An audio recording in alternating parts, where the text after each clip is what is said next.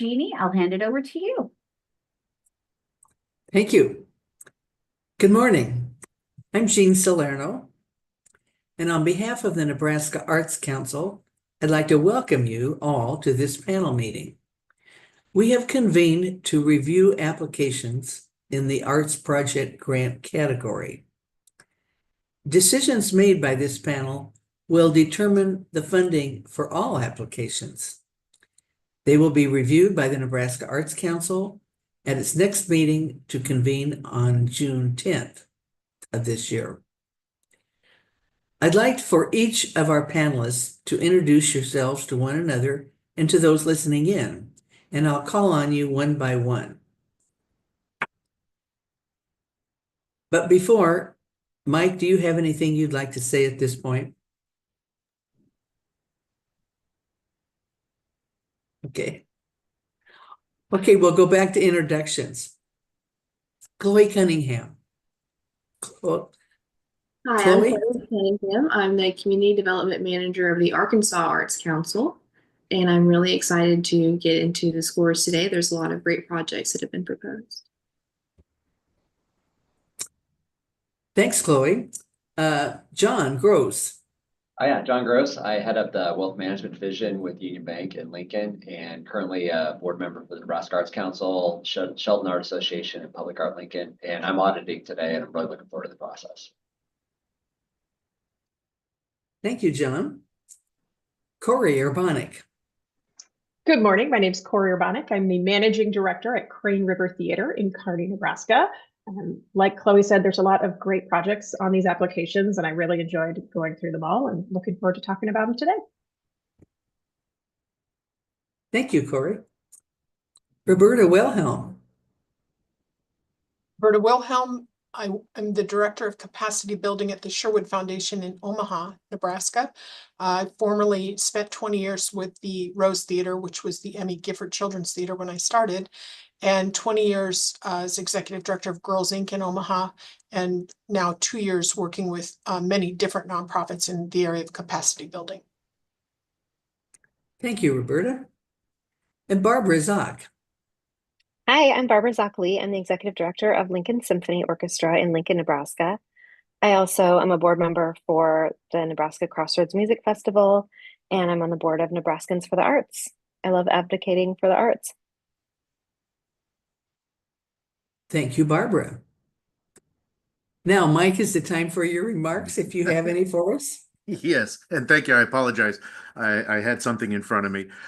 Yes, and to everybody out there, thank you for joining us today, and thank you for your work and your projects and your applications that you've sent in.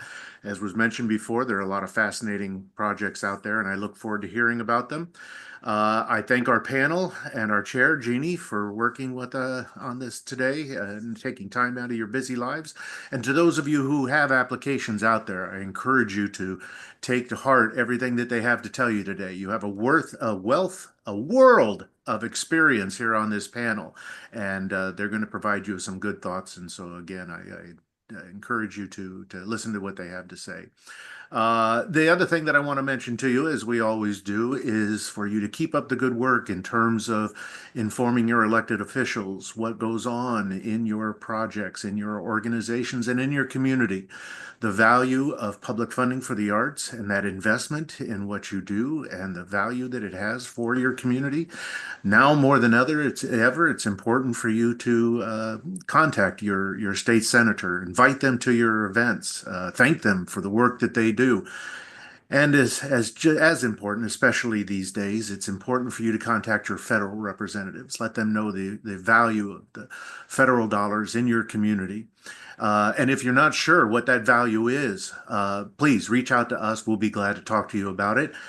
We will also introduce you to our friends at the Nebraskans for the Arts. They're a wonderful organization who look out for the arts in your state and can provide a wealth of information. And so I encourage you to learn more about them as well. With that, I'll hand you back over to Jeannie and Rachel, and thank you very much again. That's it. Thanks, Mike. Now, it will be helpful to hear from Rachel at this point, for those of you listening in particular, who will explain the panel process. Thanks, Jeannie. Just a few things. Please know that the panelists have read all of the applications in advance. Each of the applications have a primary and secondary reviewer. Applications will be discussed, and then the panelists can adjust any scoring, but they will be scored according to the published criteria for this category, which is the rubric that was linked to the application. The scores are all averaged, and applications will be ranked according to score, highest, lowest. The panel's rank will determine the percentage of the applicant's request that is to be awarded. A mathematical formula is applied based on the available amount of funds. Therefore, the higher ranking applications receive a greater percentage of their request. And just to know, for those of you listening in order to not unfairly influence the review process, the NAC staff does not engage in panel discussions except to add clarification about grants procedures when appropriate.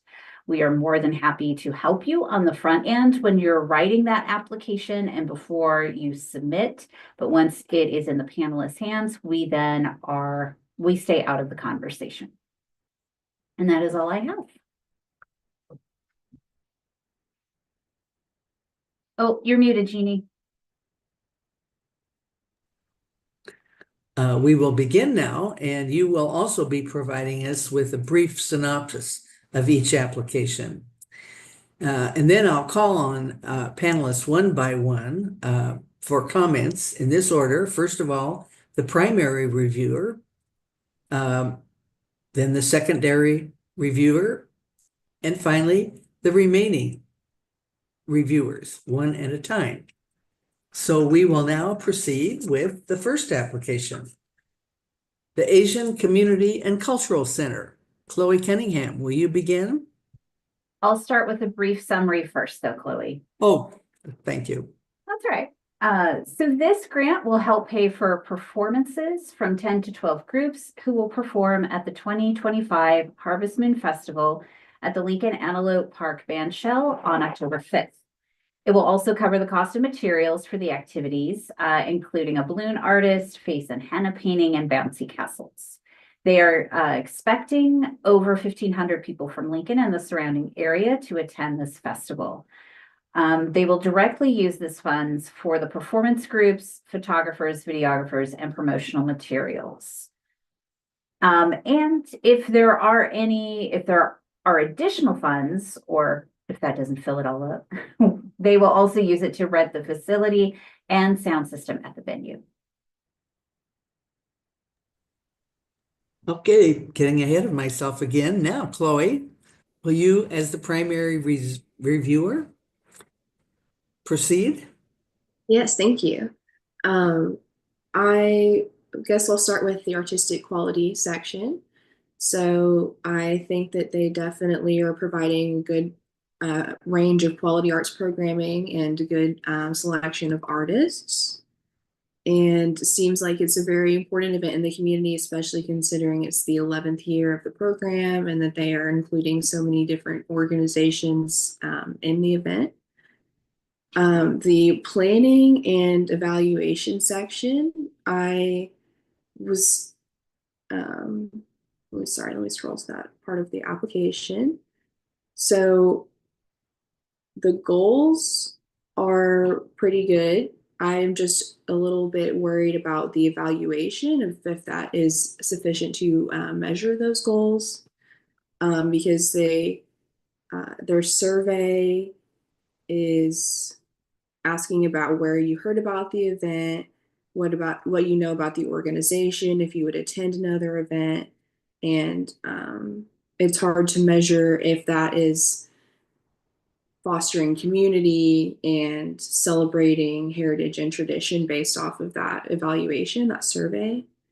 But the planning process that they shared was very detailed. And I did have one question on the budget. There was a spot about a donation. I'm pulling it up.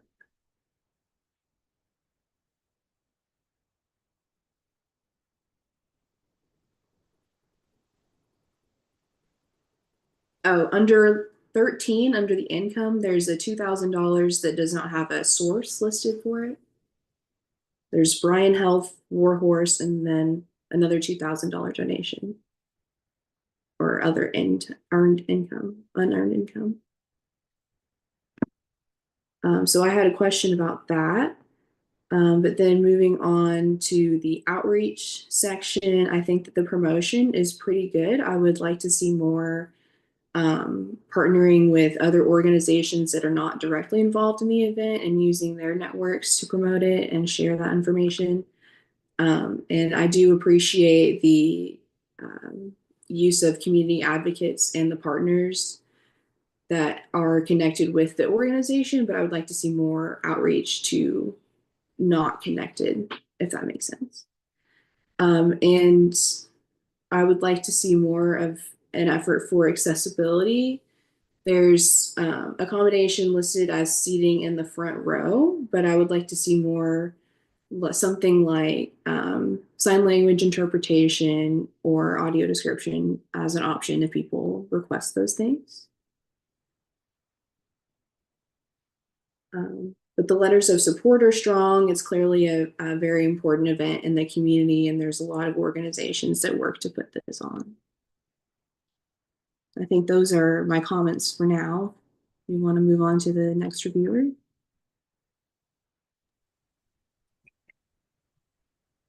Roberta? Yes, I thought that overall, it looks like a strong event that is important to the community. One of their goals is for Nebraskans to better nurture social harmony in our diverse state. And I think that's an appropriate way to use the arts and an important goal. I would agree with Chloe that the evaluation doesn't necessarily match their goals. It's more numbers oriented.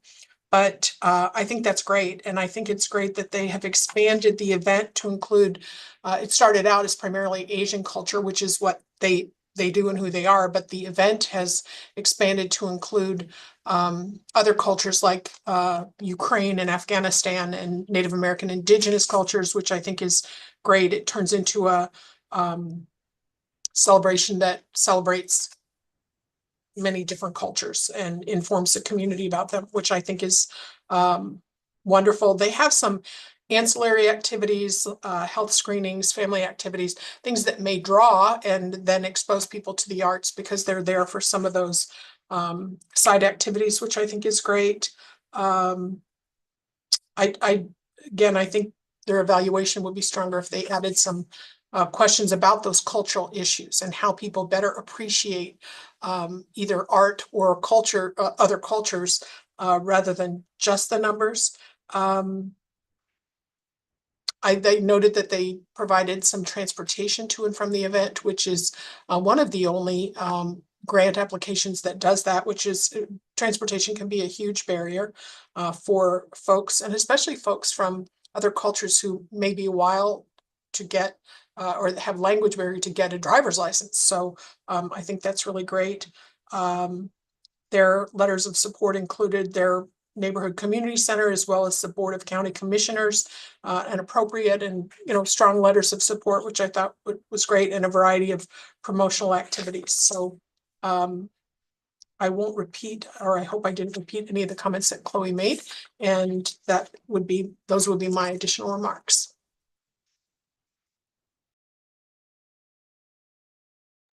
Thank you to both of you, Chloe and Roberta. Now, do we have additional reviewers who can share their thoughts with us? Jeannie, if you want to call on them one by one, that would be individually, that would be helpful. So maybe starting with either Barbara or Corey. Okay. Either one of you. Corey, do you have anything you'd like to add? I had a lot of the same things that Chloe and Roberta mentioned. Again, the evaluation maybe not quite meeting the goals. I know when I looked at the evaluation stuff, it seemed very like surface level, for lack of a better word, like what did you like about the event? How'd you hear about us? But didn't really dive into things like, did you learn something today? What did you gain from this festival that you'll take home with you? You know, that sort of thing, which I think is the goal. You know, if the goal of this event is to inform people about all of these cultures, I think you would want to evaluate what people learned from that. Beyond that, I think most of my other comments have already been addressed. Thanks, Corey. I'm going to get on the right track here pretty soon. Barbara, what would you like to add? My only addition would just be a note for the grant writer. For me, the brief summary and the project description was so complete, succinct, compelling, perfect distillation of the heart of the event. Sometimes when you read these grants, you have to dig into lower portions to kind of get a full scope of what they're doing.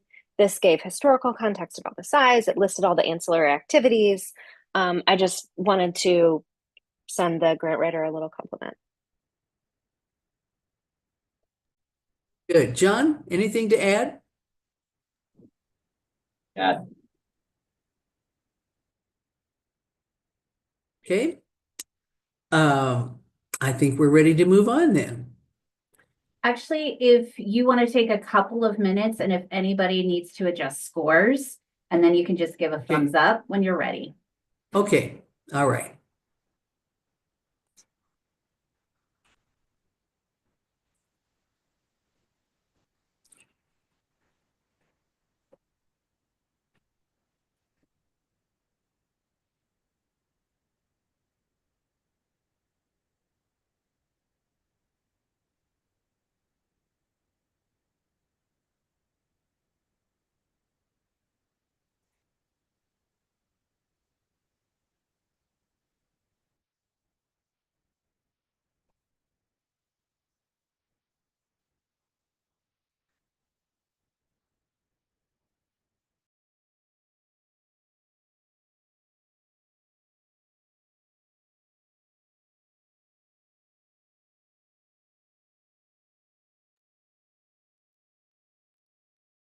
Roberta, are you ready or are you still adjusting?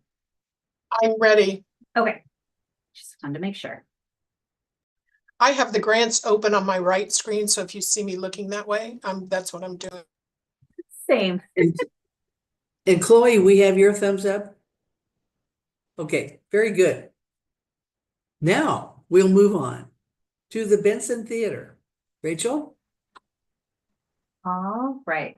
Vincent Theater's production of the revised version of Bat Boy the Musical is a 2-week theatrical run showcasing the talent of 20 artists, both on stage and behind the scenes, during a total of 9 performances. The new version of this well-established musical has yet to be performed in the United States, making it a debut performance in our growing creative district. By fostering artistic growth and economic opportunity, they increase the city's reputation as a premier destination for the arts. They will use any funds awarded to pay an honorarium to the actors, musicians, and crew members involved in the production. And that is it.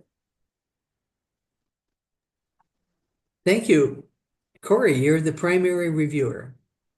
You bet.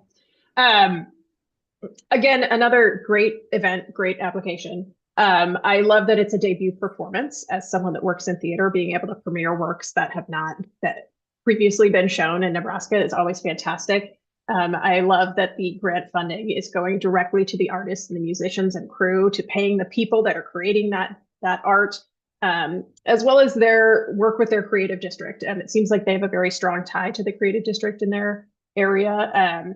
There in Benson, which is great to further even more additional arts opportunities in the future. In reading this application, it looks like they have a goal to select diverse artists that represent a variety of backgrounds, which is always fantastic.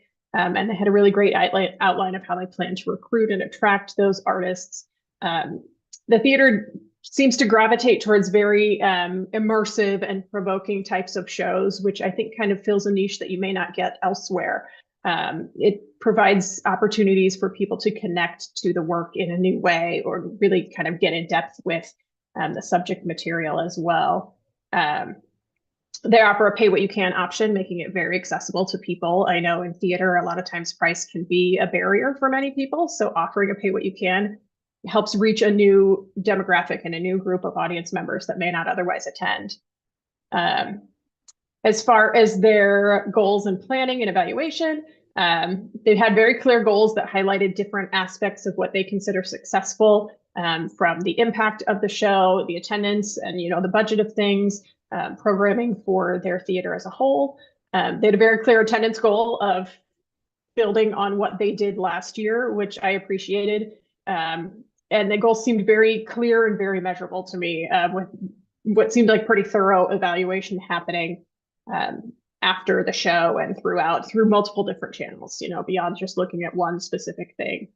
I saw a couple of very small typos on the budget, but it wasn't anything that made anything unclear. As someone who thinks faster than they type, I can relate for sure. One question I had about the budget is that the income was almost exclusively reliant on ticket revenue and grant funding from the NAC. I was curious if there was other ways that they could find income to help support this, especially with all of these partnerships they mentioned in their creative district. They talked about that in their promotion, working with local businesses there in the Benson district and that sort of thing. I think there's some kind of untapped possibilities there for them. As far as that outreach, they had some really unique and creative approaches. As a theater person, I really appreciated it. They're creating kind of tabloids that promote this Bat Boy musical, which seemed really fun. And then, they kind of covered the usual promotion, putting up posters, social media, that sort of thing. I'm curious if their focus seemed to be almost not exclusively, but kind of focused on that Benson district. So it seemed like you're kind of waiting for people to come to Benson and see these posters and see this marketing. I was curious if there was other marketing efforts happening beyond that to attract new audiences, people from other areas of the city, or even outside of Omaha. And then it seemed like they had partnerships that were very focused directly on the production elements and design, which is great. But again, I think there's an untapped market for partnering with other businesses for whatever else that may be beyond just the show itself. But again, it seemed like they had a great relationship with their creative district. They partner with a nonprofit to help address different social issues of change, with each of their performances. So overall, I thought it was pretty great.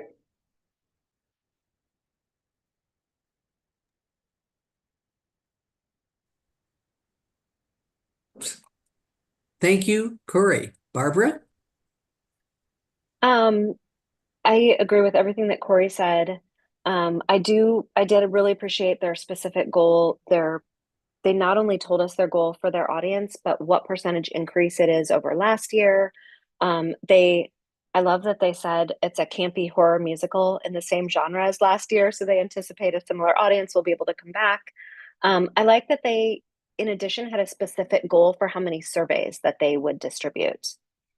One thing that I would have loved to see some more specifics, they said that they will continue to develop outreach initiatives leading up to this in order to target underserved community members, and they list several underserved communities that they would like to target.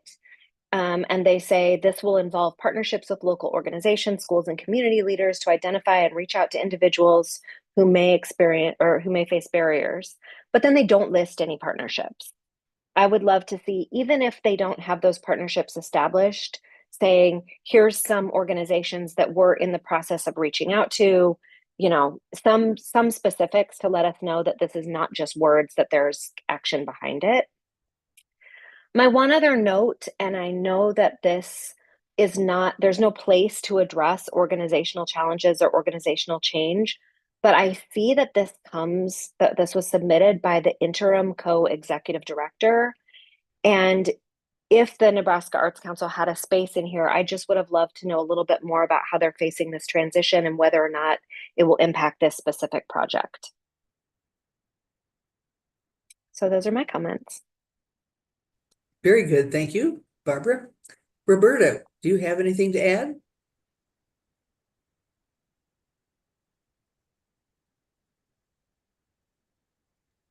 Am I the second on this? Oh, I'm the next on this. No. I would say that I appreciated the thematic content of acceptance, understanding, and compassion,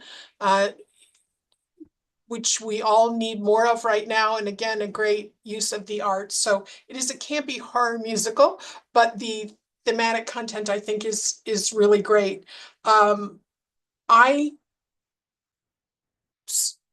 support a project that sounds like it will help, Barbara, to your point, through a difficult transition, because this seems like a draw and something that the community would want.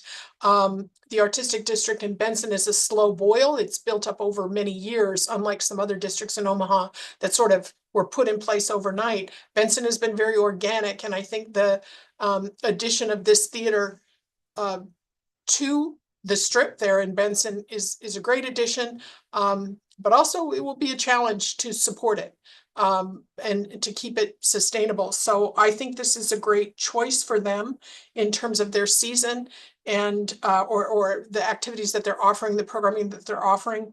And I'm glad to see them coming forward with this application. Thank you, Roberta. Chloe? I agree with everything said so far. I just wanted to add that, like, as a person that does not live in Nebraska, they do a great job of kind of painting that picture for me of understanding what their community is like and how they're involved. And I really appreciate the inclusive casting, like trying to make it as open as possible to the talent that is interested in auditions. And I also appreciate the assistive technology that they offer under their community outreach section. Thank you. John, anything for you? I would agree with everything that's been said. The only notes that I had down, and again, this is more me just getting a feel for how others might evaluate some of these things. And I would go with what Barbara said. I thought it might have been a little bit weak on the specifics on how it would engage with the underserved communities, but that was really my only note. And that was, again, trying to more educate myself than anything else. Okay, thank you. Okay, after a few minutes, give me a thumbs up when you're finished.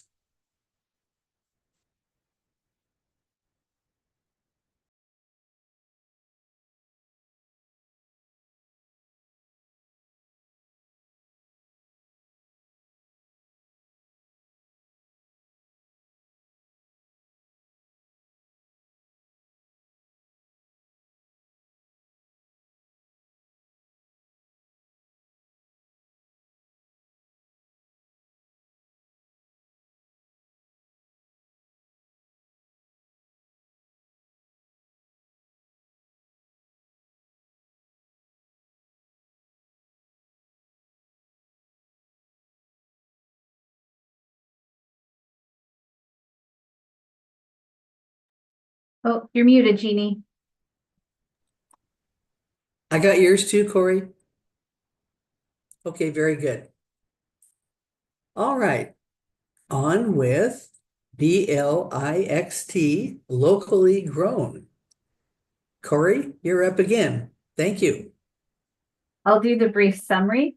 All right, this is for Blix, and this grant will help pay the artists performing and producing Not Too Far Distant and leading the educational outreach opportunities in 5 more communities across Nebraska.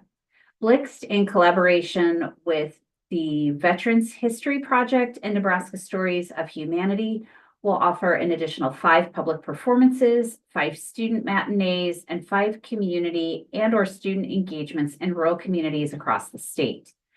Specifically, the NAC funds will be used to help pay the artists and teaching artists performing and leading educational and community outreach.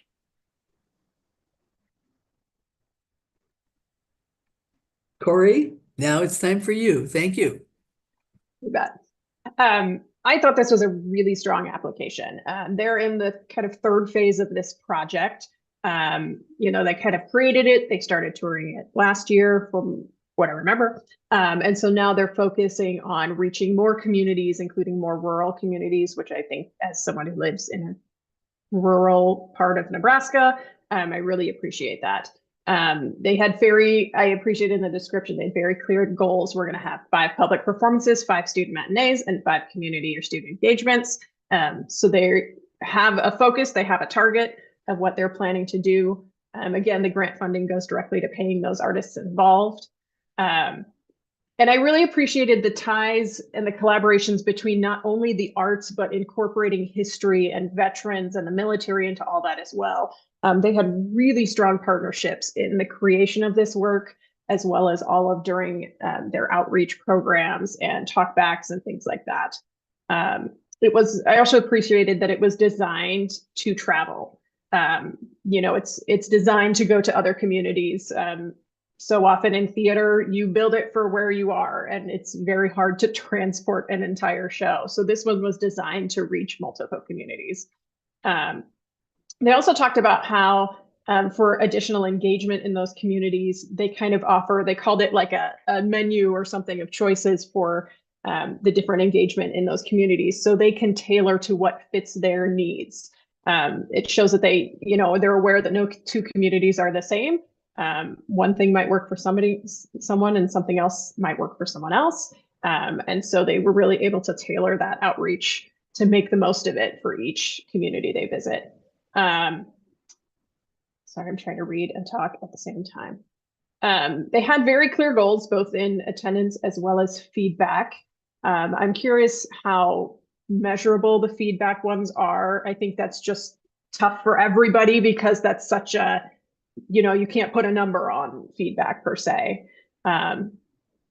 And then I wrote down, I was curious if they had a goal for how many people they plan to reach. They talked about reaching different communities, but I didn't know if they had an audience target. They mentioned that they'll track those audience numbers, but I don't know that it said anywhere how many they're aiming for. Of course, that's going to vary from community to community, but I'm just curious if they had kind of a ballpark number that they were shooting for.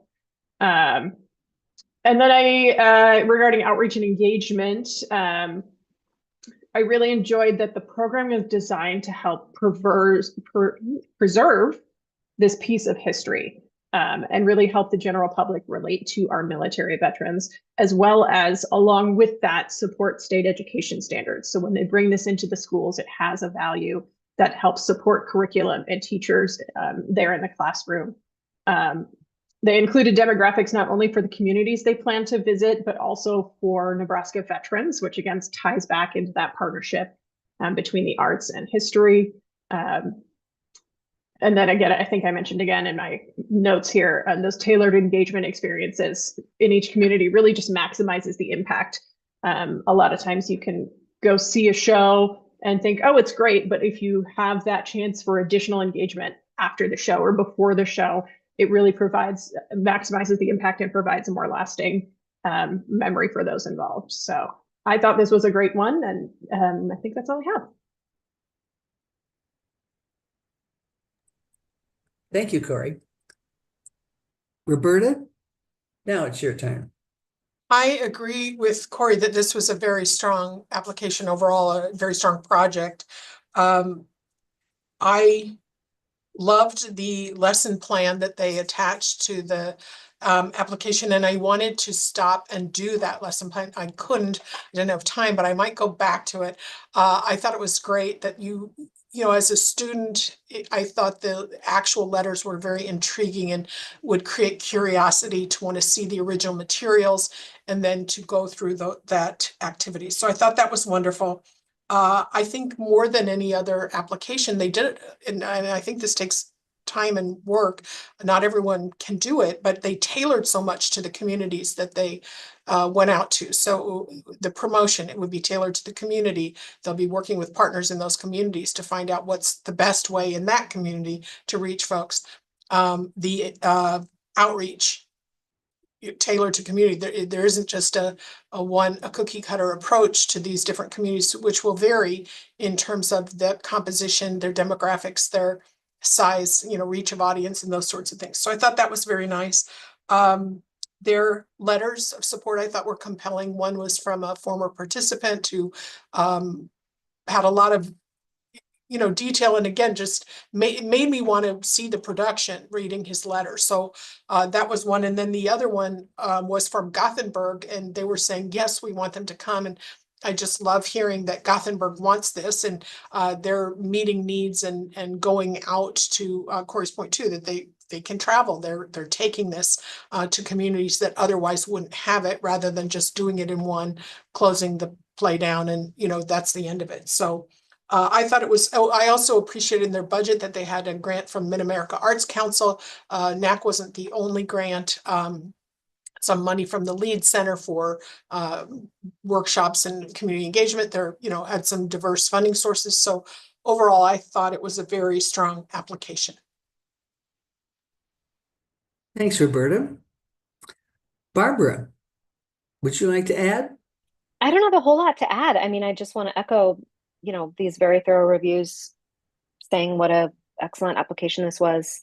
It's such a nice way to support a tested production that is expanding in a thoughtful and specific way to more additional communities.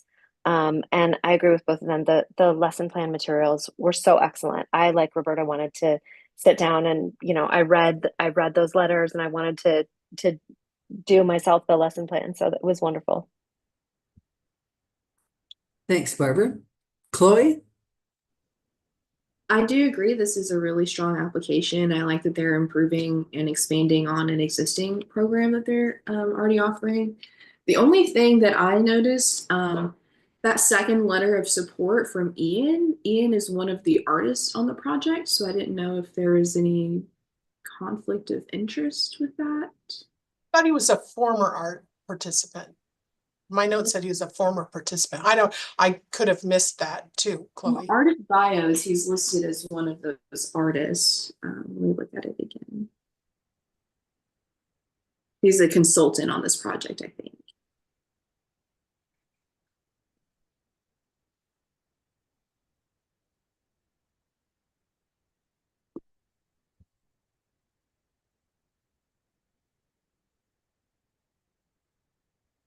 Yeah, it says he's military consultant. It doesn't exactly list like his role in this specific project. So I know he was a participant in the past, but on the artist bios document, he's on that first page as a military consultant. Okay. John? How about you? Nope. Okay. Waiting for thumbs up.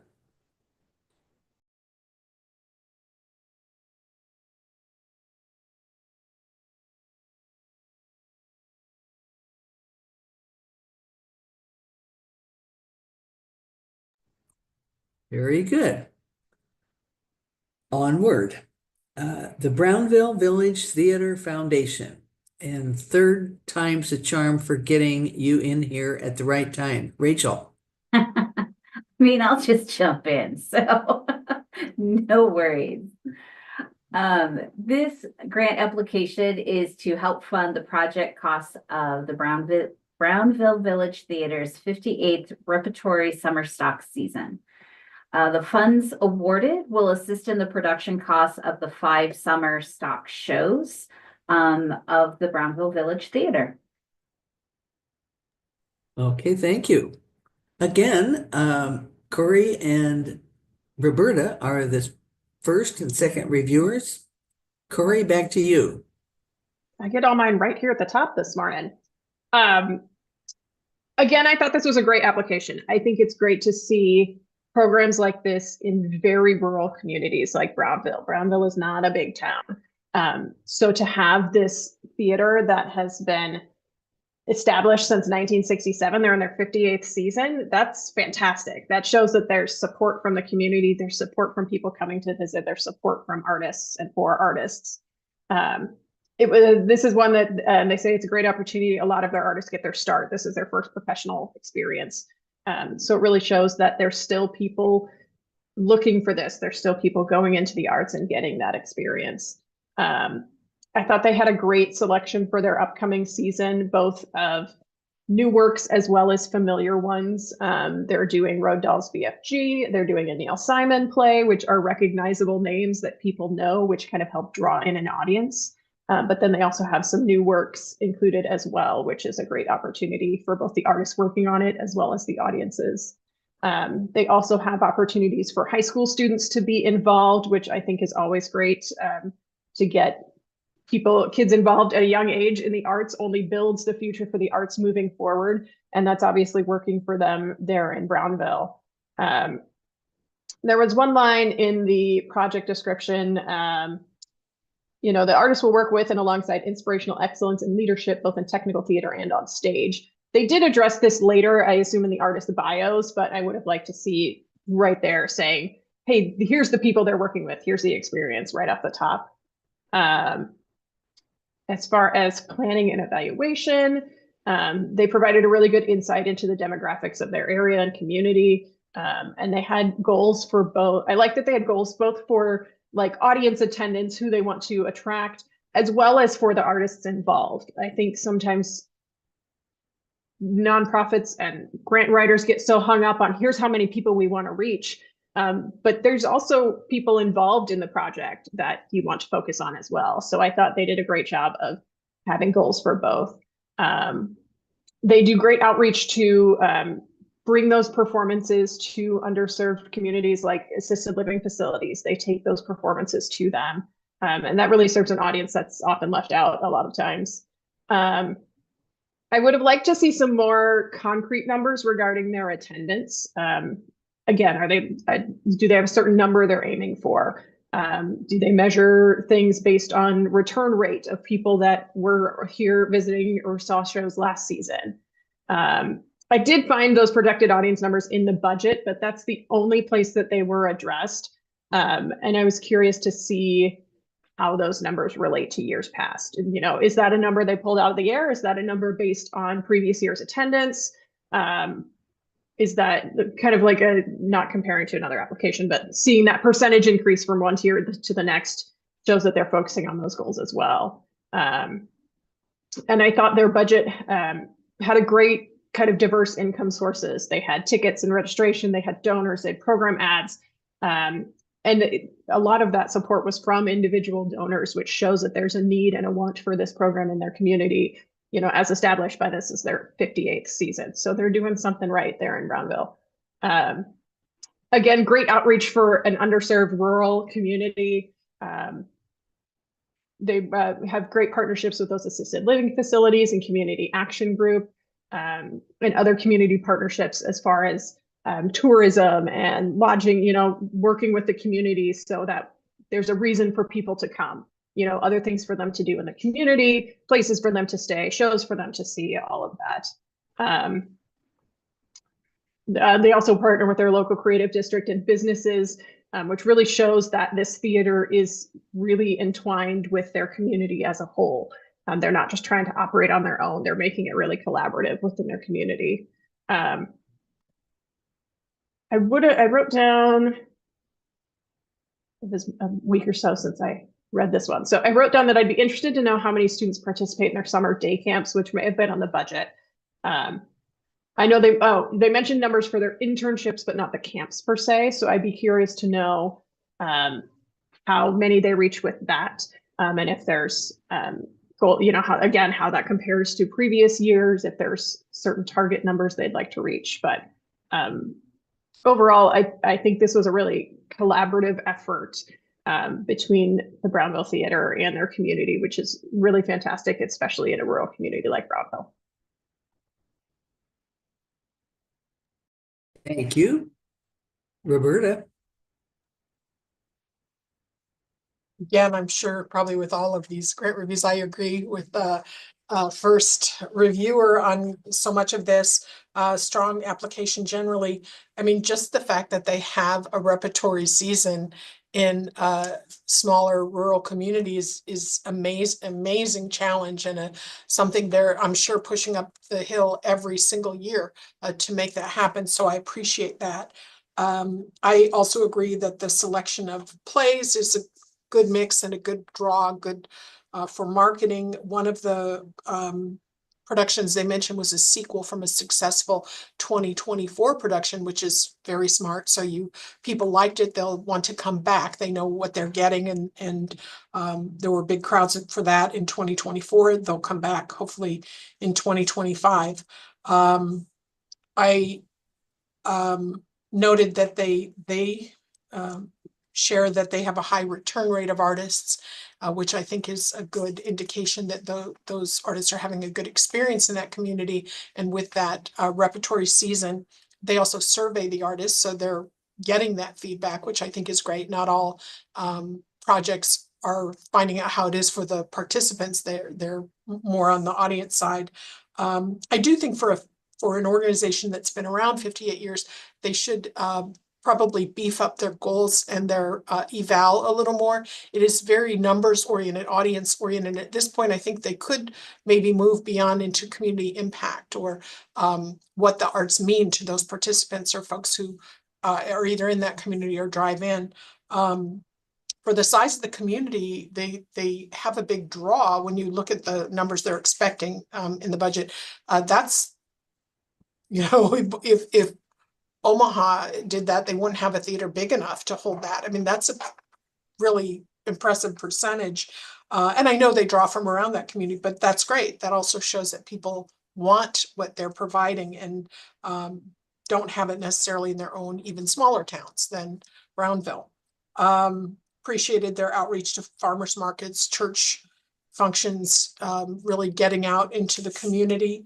Their photo collage I thought was great. The advertisement ones made me want to attend. And then some of them also sort of indicated like designated space for making costumes. That's not something that's just pop up. It looks like it's around for the long haul, which helps with the quality, the production values, if you can have designated space for creating scenery and costumes and things like that. One of the letters of support, I think it was the Creative District letter, said, every year we look forward to the announcement of this season. And I can imagine there's some anticipation from folks in the community about what's coming next. And I think that's also a good sign for this organization in terms of its impact on the community, and both creatively and financially as a tourist draw. So those are my additional comments. Okay, thank you, Roberta.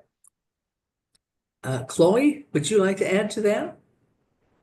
Yeah, I think this is a really strong application. I was very impressed with the community impact and involvement and the draw of people from all over. The one thing I agree with Roberta on the like evaluation side. I'd like to see more formal evaluation of like reaching their audience. I thought it was a little funny where they're like, we go look at the license plates in the parking lot to see where people came from. I think there could be like a more formal way of doing that, maybe asking for zip codes when people buy their tickets, or something else to measure something more exact than license plates. Okay, Barbara?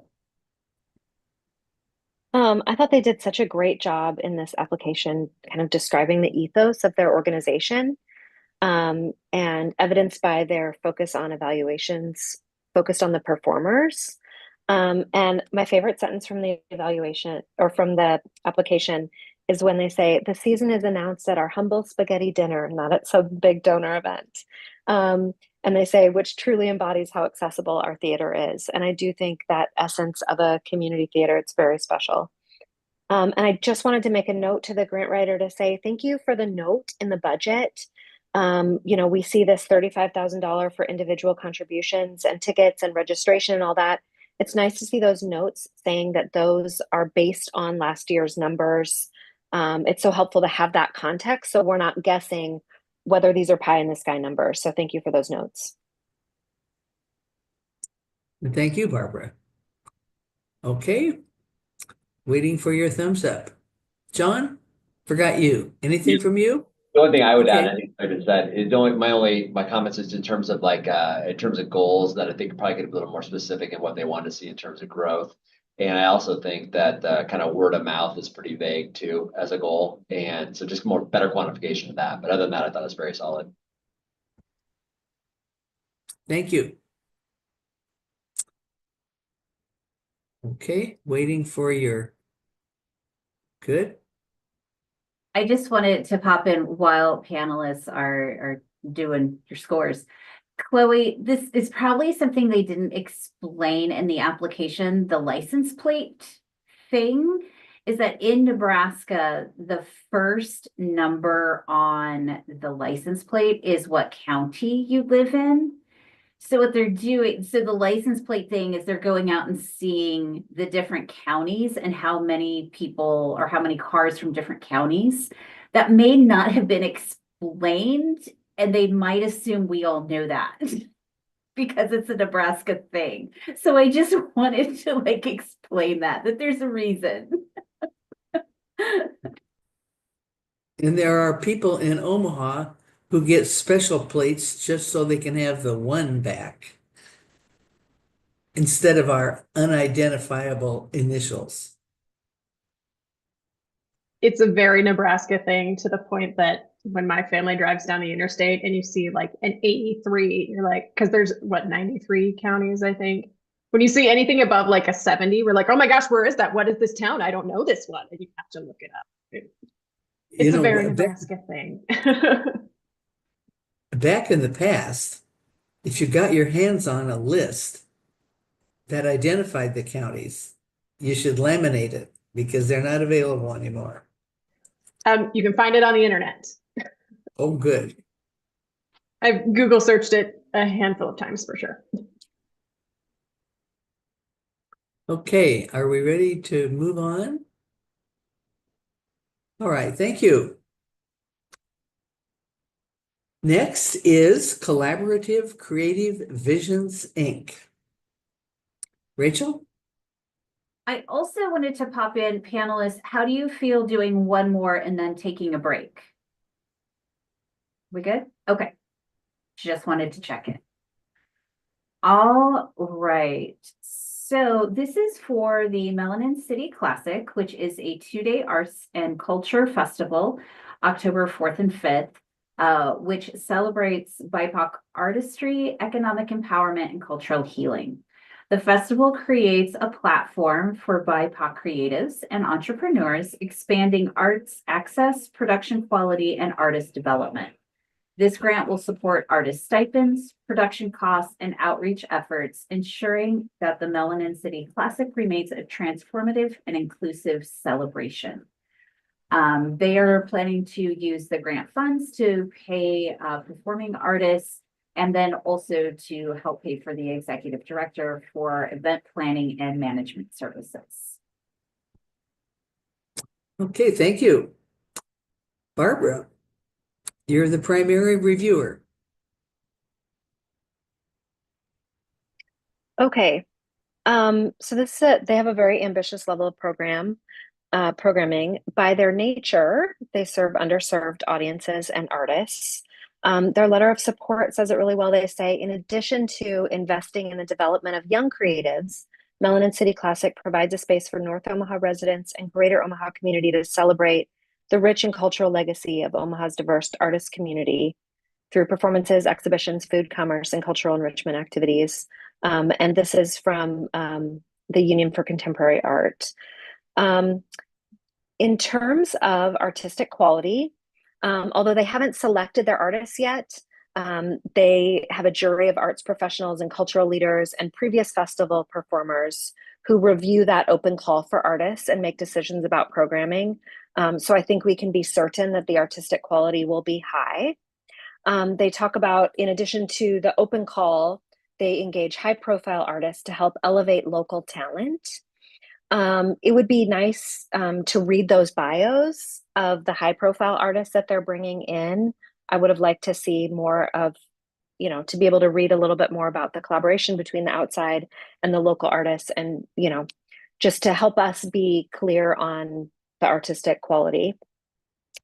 In terms of planning and evaluation, their measure of success, they list creative worker compensation, And again, you know, this grant is meant to pay the artists, and they really do stress that that is a priority for them to pay every artist. They also list as a measure of success growth in their social media following, bookings and merchandise sales, attendance numbers, on-site audience surveys, very clear metrics, very easy to measure. They talk about stage design participation, and I'm curious what that means.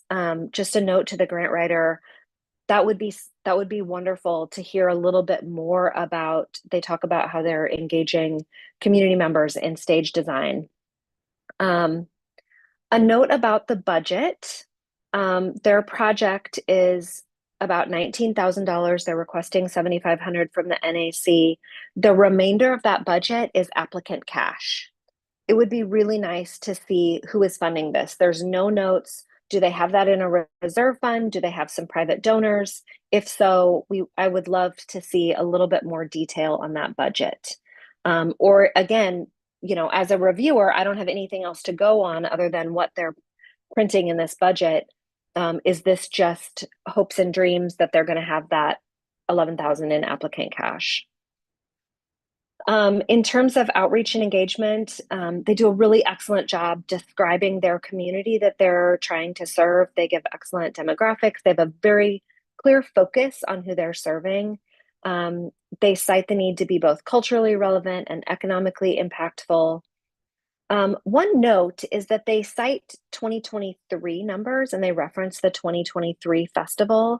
I'm not clear on whether the festival occurred in 24 or whether that was a typo, or, you know, whether it's not an annual event. So that just a note there.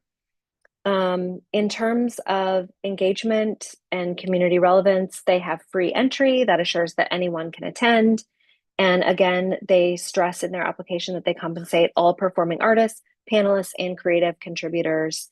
They obviously have very deep community connections, and a really worthy project, and overall a well-written application.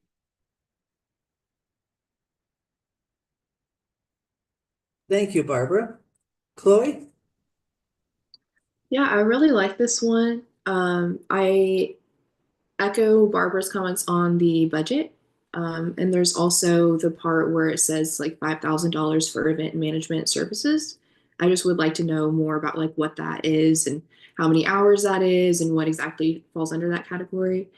And then going back to the artistic quality section, it mentions a couple of times about workshops for participants.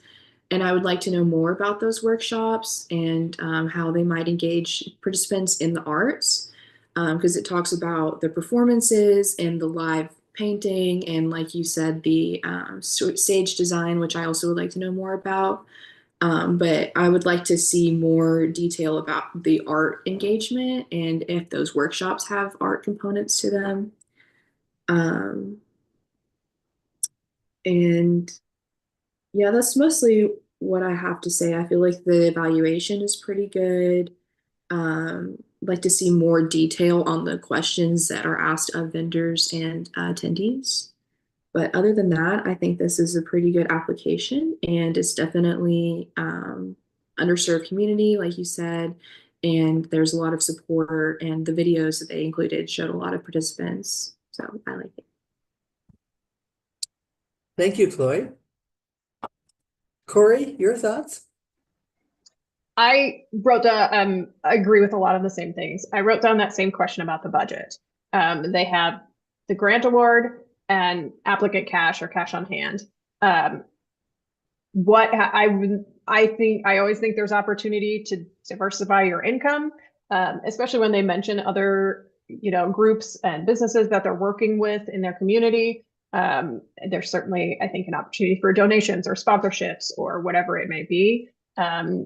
Because I'm curious if there's a plan, say you weren't to get grant funding of whatever sort, does that applicant cash cover what you need? Can the event still happen?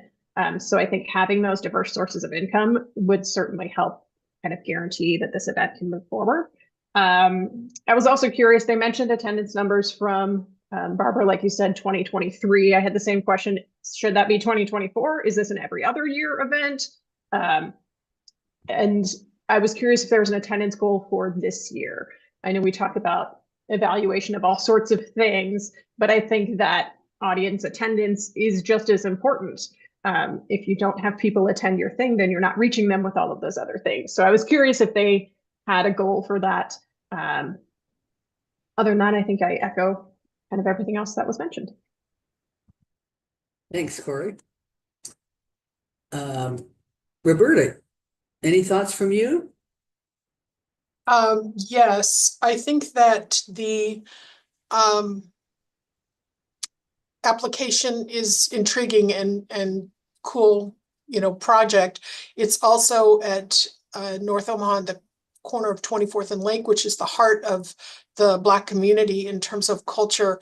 And it's not as built up as I'm sure the community wishes, or I wish, or many people wish, but it's building slowly, very slowly. It's sort of like Benson, many years ago, with North Omaha Music Association and Culture House and Union for Contemporary Arts and all of these things.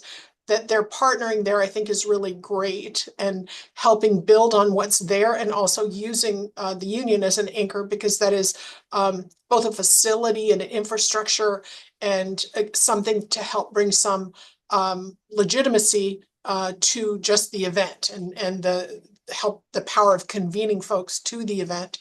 I don't think we have opportunities to fund BIPOC-led agencies doing art for their own communities, by their own communities, very much, or very often. And so I like to see this application in the pool. I think that I also know the budget. I mean, I think everyone probably, that cash on hand, it's not very well described, and it's hard to say. Is that inexperience with the grant, the budgeting? I noted too that there was, first there was no budget attached, and there was a mismatch. It's like they might need some coaching there, just in terms of what that budget, how it would better speak to panel evaluators if they filled it out a different way. Yes, more information would have been helpful. I like the look of it. I like the feel of it. I like the purpose of it. It's clearly a little greener in some ways in terms of the budget, and even the description of some of the infrastructure. But overall, I'm a supporter of this project. Thank you. John? Well, we'll wait for your thumbs up.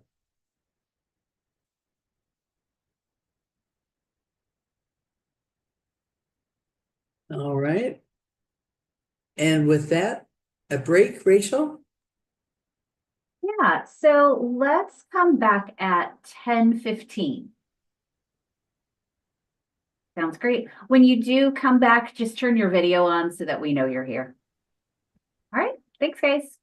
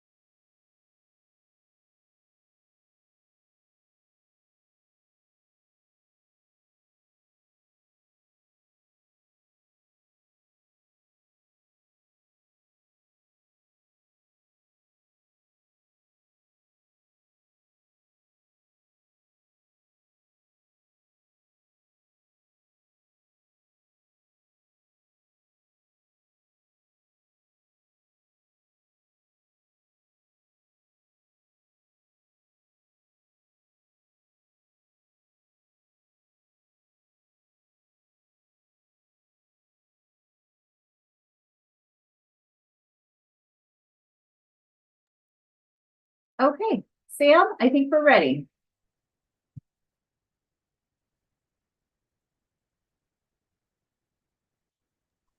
All right, moving right along with the Flatwater Film Festival. Rachel? The Flatwater Film Festival is an annual event in Nebraska that showcases a diverse range of films from local to international filmmakers. It offers screenings, workshops, panels, and networking opportunities.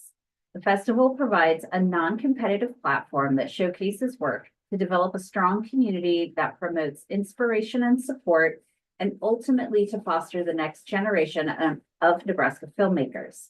It plays a vital role in Nebraska's cultural and creative community. Funds being applied for will cover project expenses, including supplies for the festival networking, the 48-hour film challenge, the launch party, and a variety of marketing and publicity materials. Thank you. Primary, Roberta. I'm gonna just take a sip of my water first. I have a light on this bottle that goes off and tells me you have to drink. And if I don't drink, it just gets like the seatbelt alarm. So the film festival, I think, is really cool application, strong application. Generally, I love the concept. I love the idea of a Cannes Film Festival in Seward, Nebraska, in Seward County. Just love it. So that part is great. I think that their content that they're sharing from previous festivals include things like Greek immigration, French Catholic immigrants, American Midwest, livable housing, apartments in Omaha, Nebraska. I mean, it's a wide variety and inclusive of a lot of different content that is very interesting and appealing. Again, I would love to attend this festival, which I think is, they sold me. They have, in addition to the festival itself, they have outreach activities, including sort of the film as an art form in terms of marketing and distribution as a business, animation, fiscal sponsorships. They have a speed networking. They talk about networking being an important goal of the festival, which I think is great, which supports the filmmaking artists in terms of finding your tribe and finding the people that you can network with, be a social capital for you, artistic capital for you in these artistic endeavors. I think they have a strong breadth of support from individuals, from businesses. They have their events also include pre-festival mixer, which again is social and networking. It features their 48-hour film festival component where folks have 48 hours to create a film that are highlighted at that pre-festival mixer. They have screening parties after each day. They have they celebrate both the creation of film and the product. So they are the filmmakers, and the filmmaking is a piece of it, as is, viewing the actual final creation. I think they have strong goals. They're organized primarily, again, around the art form. They have a reasonable timeline. The films themselves, they said, run from a couple of minutes to one that ran 2 hours and 45 minutes. I think that might have been in the news article that they attached, which I also thought as a festival attendee, that's interesting. They didn't put a lot of limitations. It just had to be filmed in Nebraska or a Nebraska filmmaker.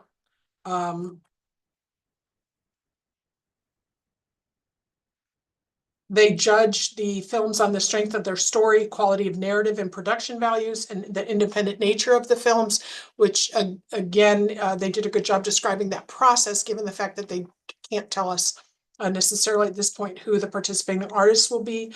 They end up showcasing 75 to 80% of the eligible submissions. The submissions range from 100 to 150, which again shows a lot high interest on the artist side in this film festival.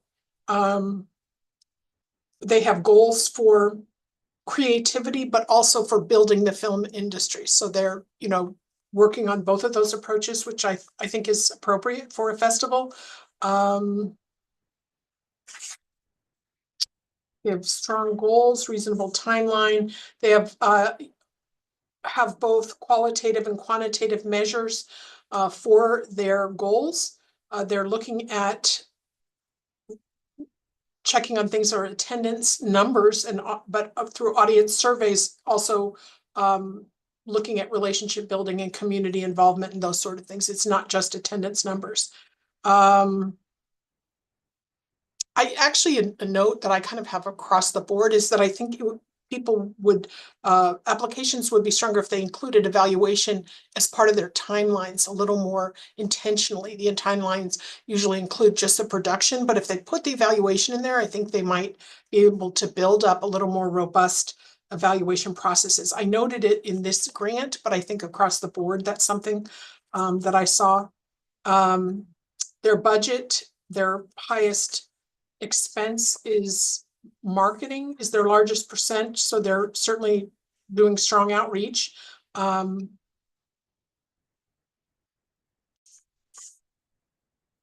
Seward, Nebraska has a population of 7,643. So I mean, that is a town that I wouldn't think would be able to support a project this ambitious, but they do, which I think is great. They add new elements to the festival each year. They're responsive to the audience and filmmakers' feedback in terms of making adjustments to the festival. They have discounted tickets to seniors and students, ADA compliant venues. They have strong letters of support. Some of the quotes from those letters are positive impact on local economy. So again, that's great, but also cultural beacon, powerful catalyst for community bonding, which they describe as one of their goals. Community, not on their goal list, but in between the lines, cultivates a sense of belonging and artistic growth, which again, that sense of belonging, I think is really critical and something missing from some other applications, just in terms of the ones that just looked at numbers. How many people came? Building community and relationships that will lead to the creation of more art.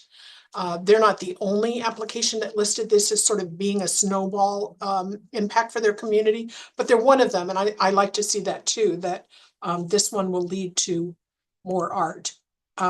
Their marketing budget included swag bags for filmmakers, which I think is just nice for filmmakers.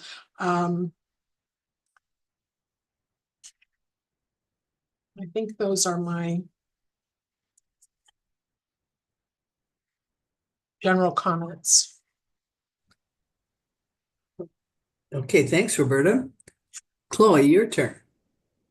Yeah, I agree with everything Roberta said. I think this is a really awesome festival. I would definitely want to attend if I was local.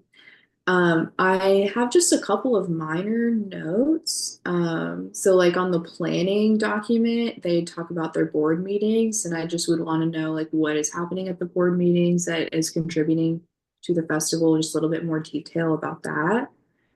And they have listed $6,500 in donations and sponsorships, and I just a little bit more detail what that's coming from. And I think their valuation is really strong. They do a good job, like you said, the mixed methods and incorporating the feedback that they receive. And I like that they have a low barrier to entry, so that pretty much anyone that makes a film in Nebraska could contribute their work to this. And it has a good opportunity for emerging artists as well, which I appreciate. Yeah. Okay. Thank you. Barbara, your comments.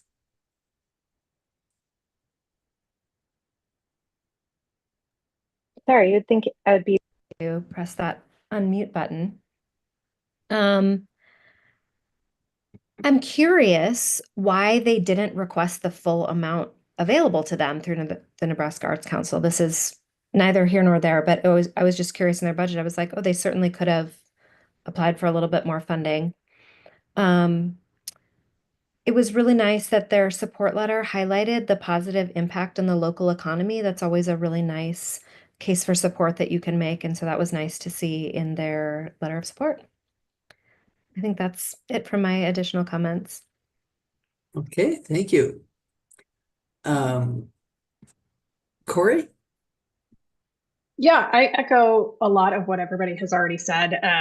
When I first started reading this application, I think I saw film festival. My brain was like, oh, this must be in Omaha or Lincoln.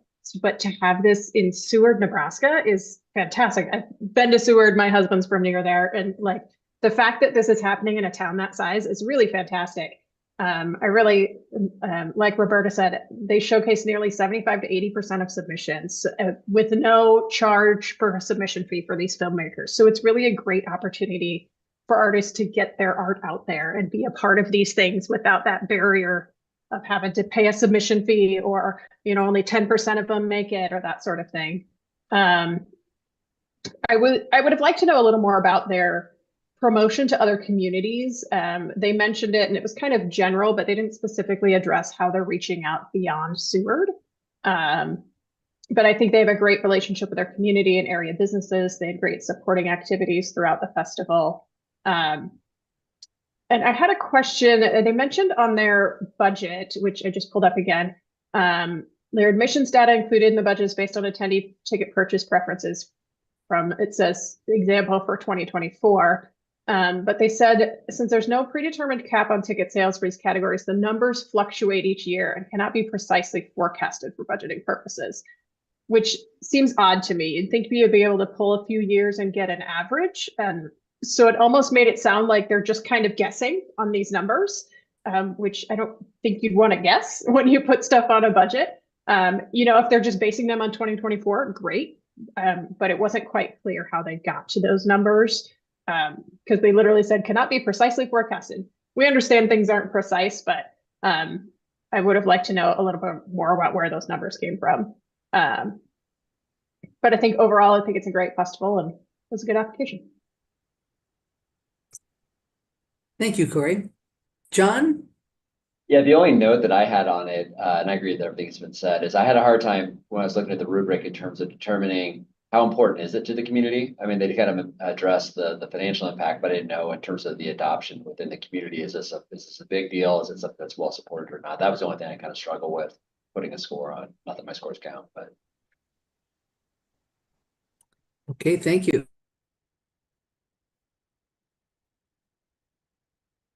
Oh, you're muted, Jeannie.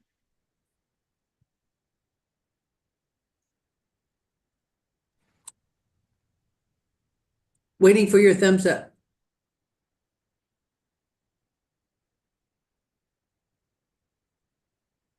Very good. Okay, moving right along. The Geneva Arts Council. Roberta, Rachel.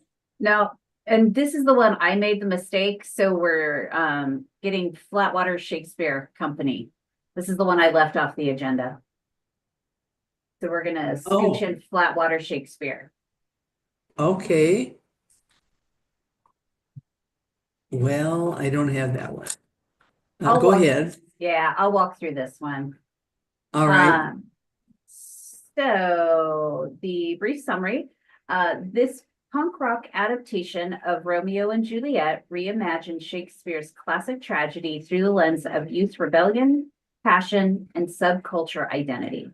The production will merge live music, multimedia design, and raw theatrical energy to create an unforgettable experience for modern audiences. The grant funds applied for will provide stipends for actors and designers, depending on participation, and they approximately anticipate 25 artists will be hired. The funds support artists dedicating their time and creative expertise to the production. And the primary on this one is Roberta. Yes. This Flatwater Shakespeare is from Lincoln, Nebraska and Lancaster County. Their overall mission statement is to entertain and educate audiences in Lincoln and surrounding communities through Shakespeare and other high-quality theater productions. Obviously, this one is a Shakespearean production, Romeo and Juliet. The punk rock adaptation makes it, you know, a little different from just a straight forward or a period presentation of a Shakespearean play.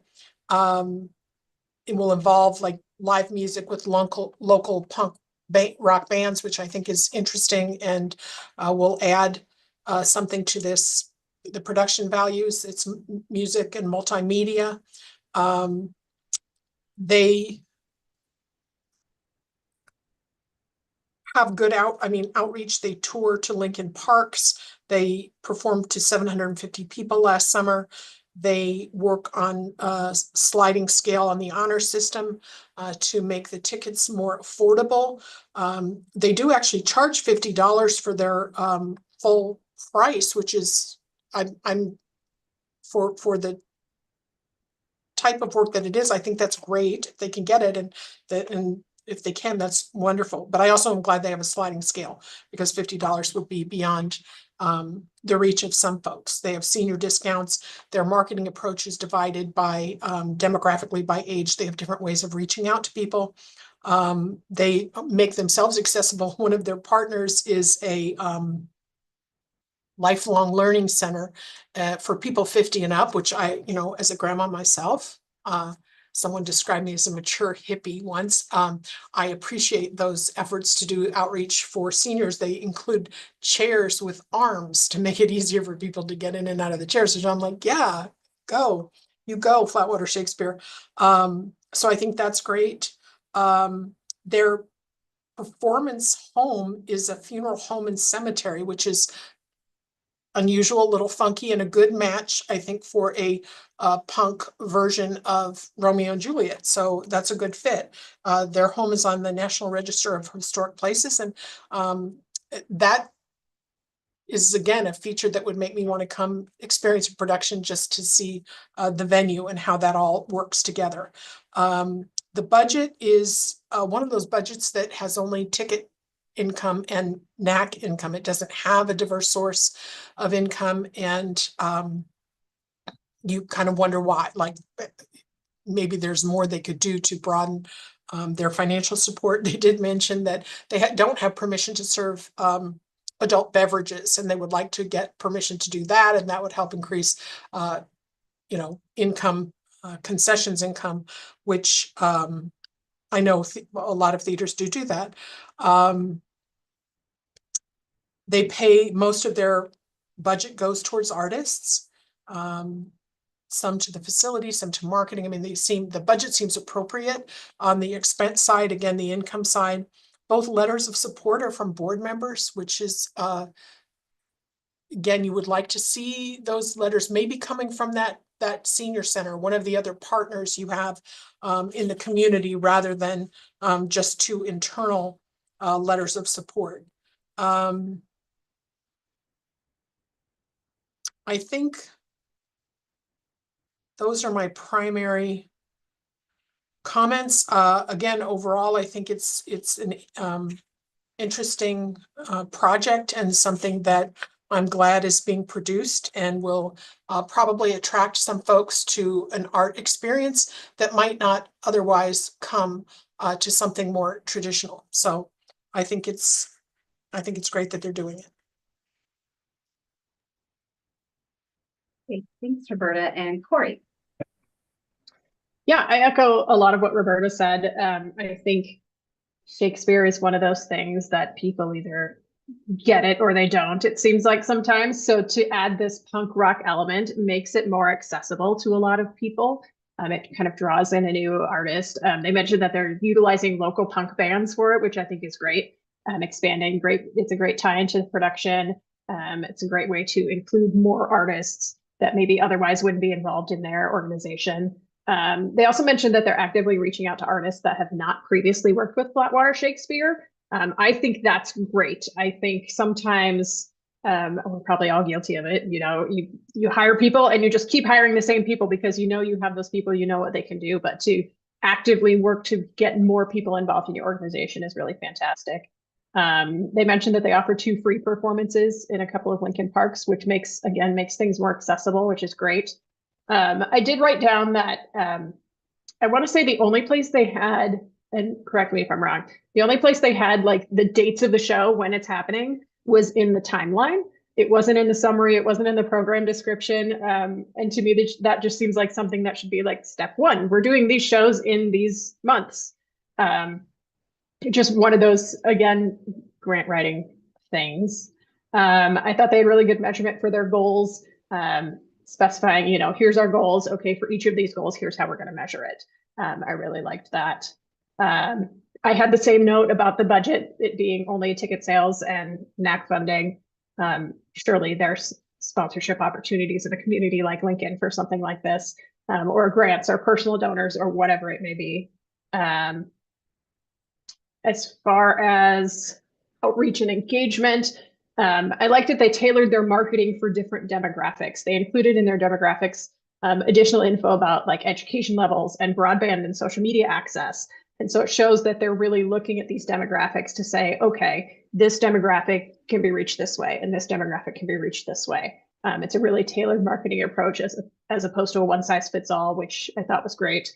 They've got outreach to schools and universities, which is a great partnership, especially for something like Shakespeare.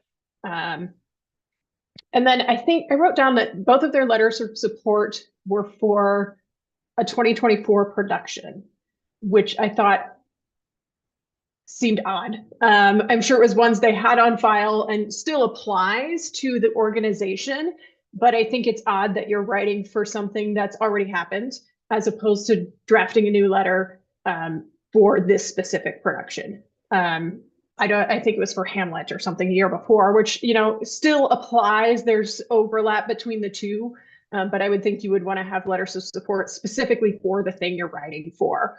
Or if you're not going to do that, have a letter of support that just speaks to the organization as a whole, as opposed to one specific event that is not that this grant application isn't for.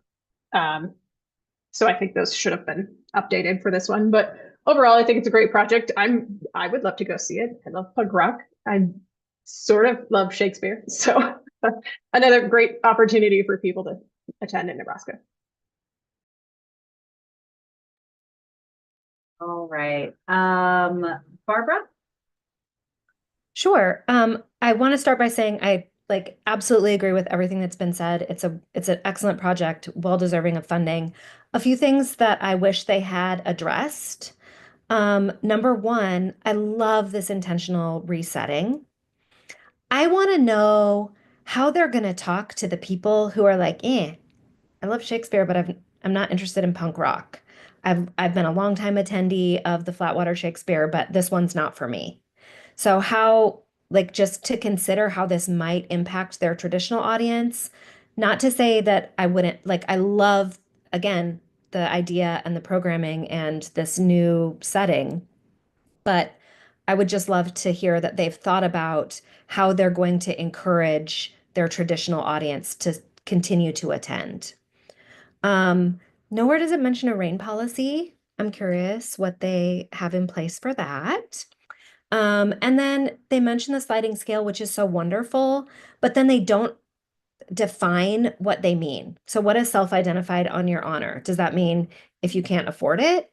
Does that mean if you're part of a specific underserved group? Do they have a list of if you're part of these, you're eligible for the sliding scale?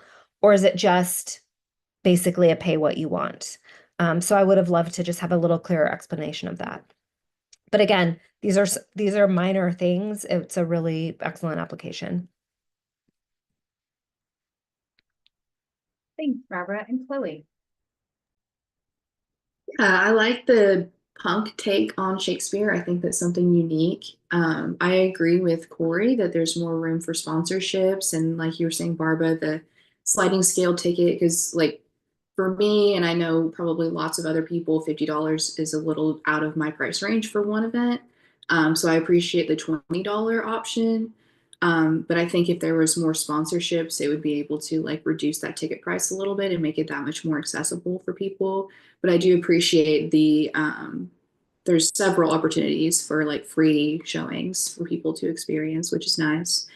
The one thing that I want to see more of is under the only like real diversity they mention is under the programming impact. It says diversity, racial, and gender. We continue to work hard to increase diversity on our board, casting, audience, and volunteers. But I'd want to know more about what that means and what actions align with that. And then, like you said, with the letters of support, I would like to have seen those be updated for this specific application or more recently. But other than that, I think it's a strong application. John, did you have anything you want to add? Just that I think it's an interesting concept too. And I agree with the comment. I don't know what the crossover potential will be if you lose enough people that want Shakespeare pure and you replace them with people that are interested in the punk rock angle.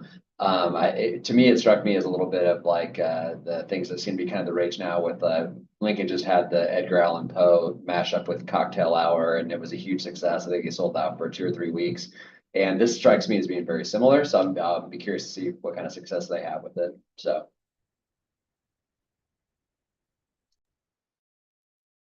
I'm going to hand it back over to Jeannie now. Thank you, Rachel, with my apology for neglecting that change. Thumbs up when you're ready to move on.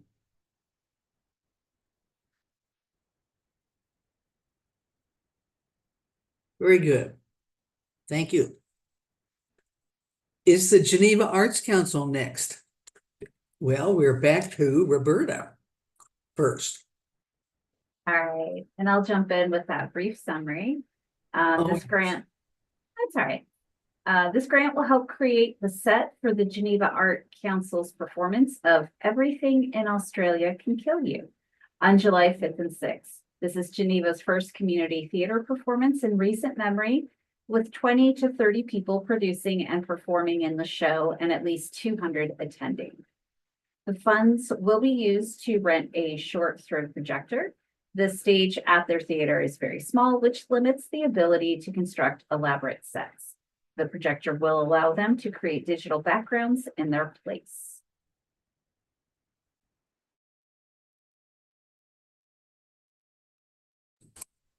Again, thank you, Rachel.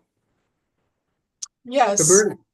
So this production, again, someone creating a production in Geneva, Nebraska, in Fillmore County, a population of 2,100. It is an ambitious project, and I applaud them for bringing it. They note that this is the first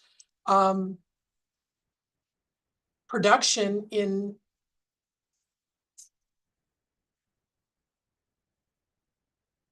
a long time that was created in there. They've had a lot of visiting artists, including the Missoula Children's Theater, but this is for an adult or general audience and will be created by folks in the community primarily. It's an all-volunteer organization. They will have 20 to 30 artists in the show and 200-ish attending. It's the primary expense is this short throw projector to help them create the set, which I think is looking at the photos from the staged reading, I can see a little, how that would be used, although I don't know if that's exactly how it's used in this production or if it's even hopefully more a piece of the scenery versus just kind of a screen off to the side for having it be the primary scenic element, basically. And I think that it could be. I mean, I've seen those kinds of productions. I think it could very well be worth every penny to be able to create something and also that might be reproducible in other small communities without them having to build big scenery. You could share those slides. You could share that scenery. Basically, you could, put it on email and, share it easily, unlike having to put things on a truck and, ship them and rebuild them. So I think it's a good expense, a good request for the expense of this production. The production is written by a local composer. It's will have a pit band and costumes and props and these projected backdrops. I think there's some description overall, sometimes directly and also through between the lines of this sort of being hopefully looked at as a seed in the community for growth of other artistic opportunities. I think it's described as a creative jolt for the community. They were hopeful that it would help with a bond issue for theater to the school. It looks like that did not pass, but or at least that round. But for the future, for folks to remember how important it is to have these types of creative opportunities in their own community. So that I applaud. Somewhere in the narrative, it was described as the comedic nature of the show, which I thought, okay, that's good too. I think that makes it sometimes for an audience that isn't used to theater to start with, comedic might be an easier sell.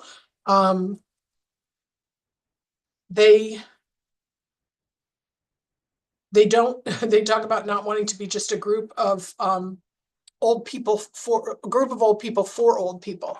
I do think their evaluation, again, they haven't done anything in a long time, so the evaluation piece is new as well. But as they sort of, if they get to do another production, they're talking about bringing in diverse audiences instead of just counting the tickets.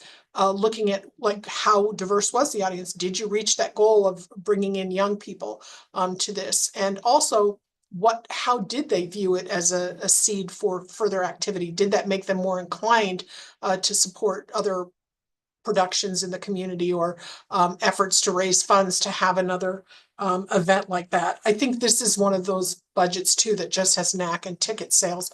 It's a relatively small budget. Let's see.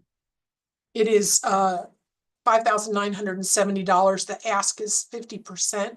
So it's a one-to-one match of $2,970, but it's made up of knack and ticket sales. Again, maybe you don't have a history of performing, it might be harder to get the sponsorships, but hopefully if they create something successful, it will, as they're hoping, breed success for future productions. They describe their underserved population as basically everyone in the area because of the geographic isolation. They partner with the city, they partner with the church. I think, yeah, they have rehearsals in the local church and with the partnership with the city for the use of the theater. They describe bringing in Missoula as outreach, which I don't really consider outreach. And again, that might be something where they could have some coaching on what outreach possibilities might look like. It seems like they could do some, and maybe they do and haven't described them there, but I don't necessarily think that Missoula is outreach for this project. And therefore they don't really say anything about outreach because Missoula is the only thing they mention. Their letters, yes, one of the letters says setting the stage for future creative endeavors. And I feel like that is what they're hopeful of gaining through this this project. Overall, I think it's someone who was involved in the community artistically, left to pursue his education. The production has had a staged reading in Colorado, so this would be the first fully staged production. It has some structure to it already from that, and you can see in the tech requirements and the organization of the production needs, that's based on experience from both the creator, the writer, as well as from this first staged reading in Colorado, which I think is good. It will make it a little bit easier than a premiere that has never had that type of staged reading. There'll be a little structure behind them. Overall, I'm like so many of these, I'm just glad they're doing it. And it's an opportunity for people in that community. They have they're reaching, hopeful to reach this broader demographic. So they're looking at social media for young people to reach out that way, but they're also looking at newspapers for their maybe more mature audience that isn't involved with social media. They're also hopeful for word of mouth, which again is probably more realistic in smaller towns than larger ones. I think that's all I have. Okay, thank you. Corey, you're up next. Yeah, I had a lot of the same comments Roberta did. I'm thrilled that a town like Geneva is putting forth this effort to do their first theater production. I think they cited they haven't they say opportunities for residents to perform have been almost non-existent for the last 20 years. So there are people in this small town that are making an effort to make the arts a part of their community and keep their community thriving, which I think is so commendable. It just promotes the power of the arts, and that, like Roberta said, they're using this as kind of a catalyst to create more performance opportunities, create more opportunities both for performers and audience members to hopefully spur momentum to build an auditorium onto the high school, which doesn't currently exist. But so they're hoping that, you know, this performance will lead to more interest in the whole thing, to then support those young people and have that performance space, which I think is really great, showing that this isn't a one and done. There's a grander goal in the scheme of things. I appreciated their very direct summary and use of funds. That's, in my opinion, on these grant applications, that's what it's for. It's your elevator pitch. It's saying, here's what we're going to do. Here's when it is. Here's what we're going to use the money for. So as a reviewer, to not have to dig through an application to find out exactly what they're doing or exactly how they're going to spend that money is great. I think the rental of a projector is at working for a theater, those projectors can create an entire backdrop for you. So it's a really smart use of the funding to save on other expenses. You know, if they know they don't have the people to build set pieces, this is a great way for them to create that atmosphere. Again,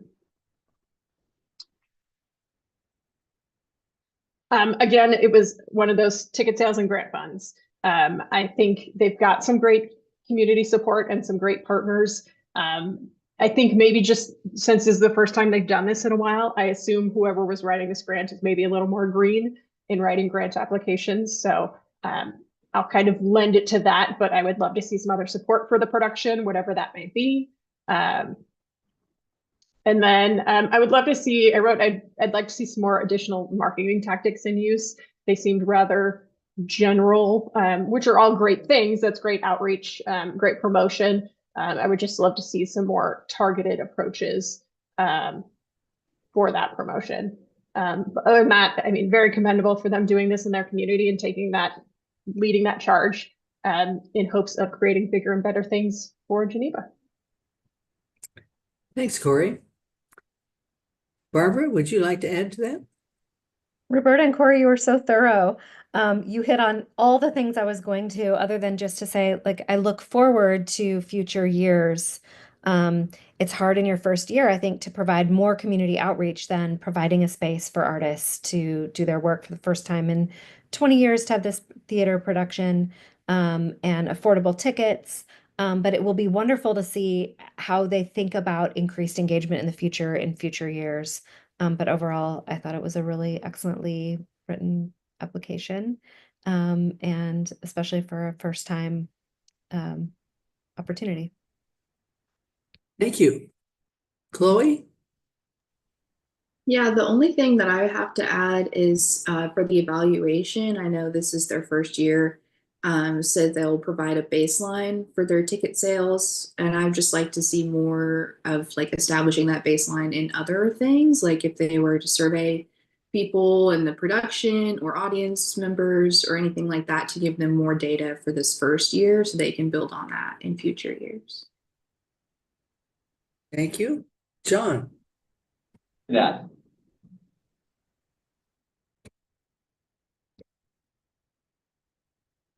Waiting for your thumbs up. Very good.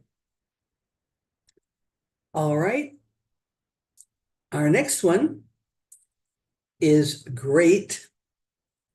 Growing regional economic activity today. Rachel.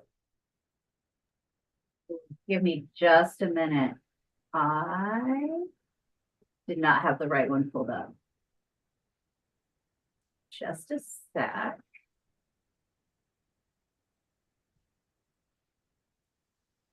Okay. This grant will help pay for writing and production of a very merry Nebraska City Christmas Carol. Wow. Debuting in Nebraska City on December 20th. It is an original musical written for the 2025 Nebraska Creative District season. It features local actors, writers, and musicians. It's directed by Doane College professor and written by Mike Semrad with music by Jack Rodenberg. The NAC funds will pay for actors and stage set pieces needed for the production. Thank you. Corey, you're up here. No, sorry. Chloe, Yes, thank you you. get to go first. I'll start with the project description. I feel like I was following along until about they started talking about the relation to the Morton Salt dynasty. It kind of got confusing for me of like how that plays into the characters that are in the play.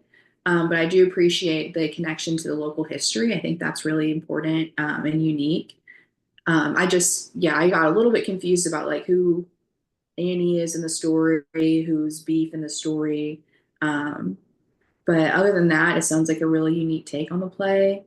And then I want to see more evaluation. So the goals provide enrichment to residents and visitors and support the economy. And then the evaluation of that is ticket sales. So I think just more measurement of those goals and different things they could track. And the planning document could have more detail to help me understand more of what's going on. And then let me look at this budget.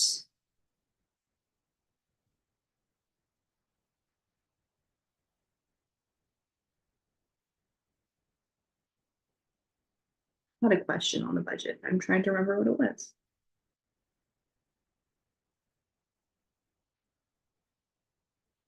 Oh, the marketing for $4,000. I just am curious about what that looks like and wish that would be broken down more into more details. And I do like they have another grant that they have applied for, the Crop Foundation grant. So that is a bit of more diverse funding sources for the project. And I want to know more about how there's $0 for admin, like what kind of admin tasks are going to be included in the project and how those are going to be supported if they're not in the budget. And for the outreach and engagement, let me get to that part. I like that they included all of these demographics. That's very helpful information, and the free and reduced lunch. I would want a little bit more outreach, considering that they give free tickets to the people at the schools, but not really other parts of the community. I want to see more, just more detail in the underserved community outreach section. I think there's a lot more room for that. And I do like that there's all of these community partnerships. I think that really helps solidify the connection with especially the local history that they're including in the play. And I basically just want to see more engagement. I like that they've reached out to the assisted living facility. And then their accessibility section. Yeah, I just want some more information about what accessibility accommodations there are to offer. It just says they'll be provided upon request if given enough time. So like, what is that timeline? When is the deadline for people to ask for those things? what would you be able to accommodate if people requested those?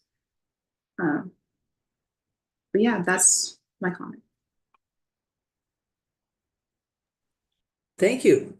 Barbara, your review. Great. So again, it's really admirable. This is one of the first efforts for community play within Nebraska City since the Nebraska City Veterans Memorial Building was completed.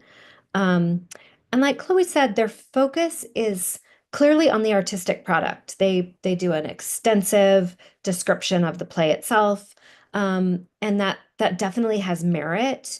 But part of our job is to evaluate kind of all of the remainder of the offering that they're creating. Again, I do love they're providing tickets for students, but are they missing some opportunities to engage other underserved adults in the community?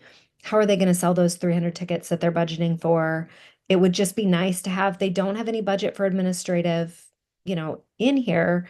It's just the artists. And it's a very artist-centered grant application. So it would be nice to just have a little reassurance that all of those other like administrative pieces are being thoughtfully taken care of. But on the artistic side, the work samples were very strong. There was a talk by Joel Ager at Ignite Lincoln on the importance of theater and live theater, and like it's very inspiring. A performance by Jack Rodenberg at Lincoln Calling. He's obviously a great artist. They do make it clear that we're supporting this, artist in a brand new venture. This is first time writing an original score for a theater piece. And it just like this application read to me like a very enthusiastic group of artists excited to make a new piece. And I would just encourage them in their grant writing and their planning to remember to think about all of those other pieces. I am curious, what do you mean when you say that AI will be used to evaluate attendance? I would like a little more specifics. Like, what do you mean by that? I can't even, like, are you paying a company to give you data on where people come from? Are you taking a picture and using AI to count heads? Like, how are you using AI in this specific space? But otherwise, it's a play that I would love to come see. And it seems like a really wonderful project. Roberta, comments?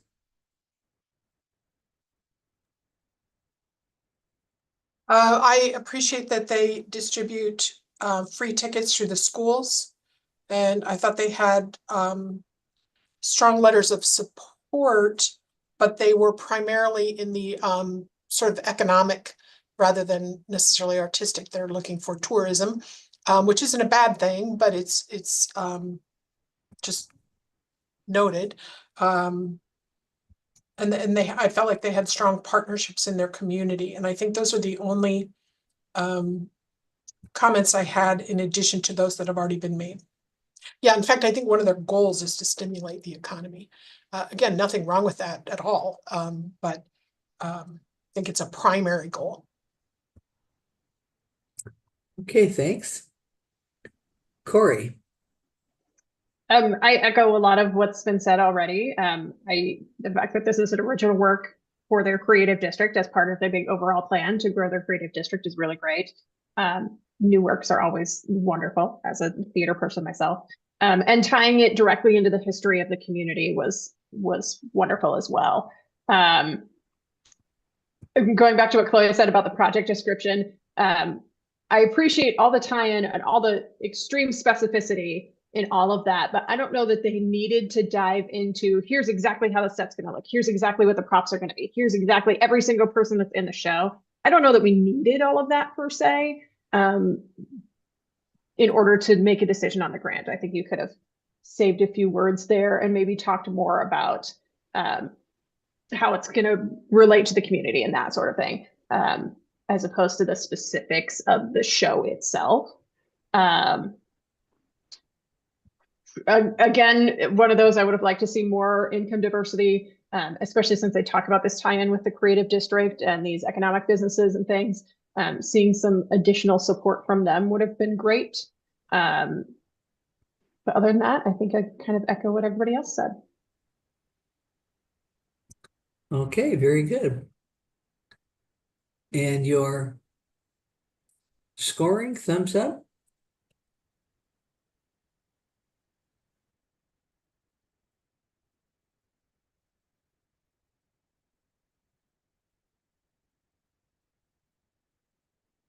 And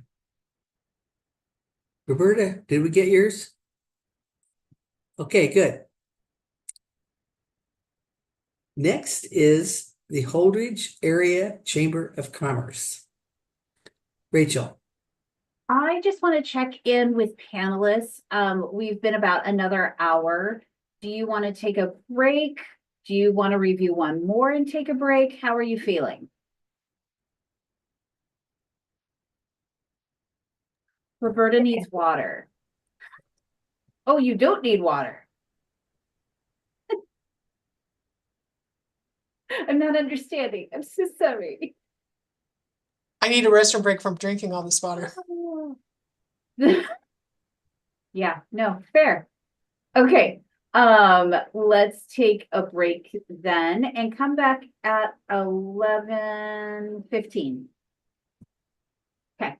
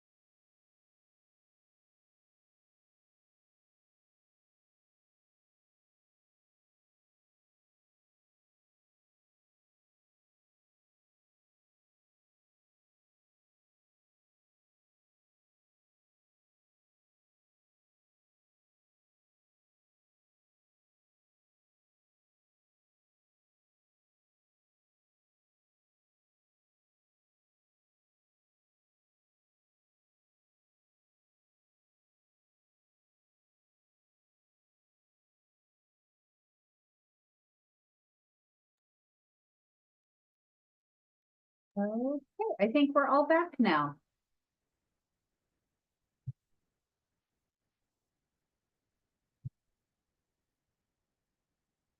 I don't know whether this is appropriate to disclose or not, but I took the opportunity to check on Nebraska's softball game score. Instead, I saw white smoke from the Vatican.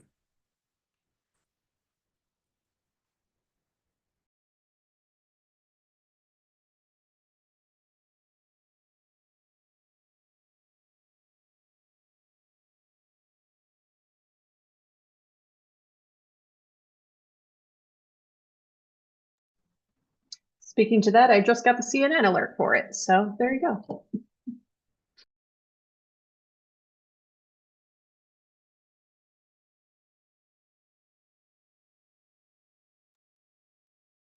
All right, Jeannie, I think we are ready to start back up.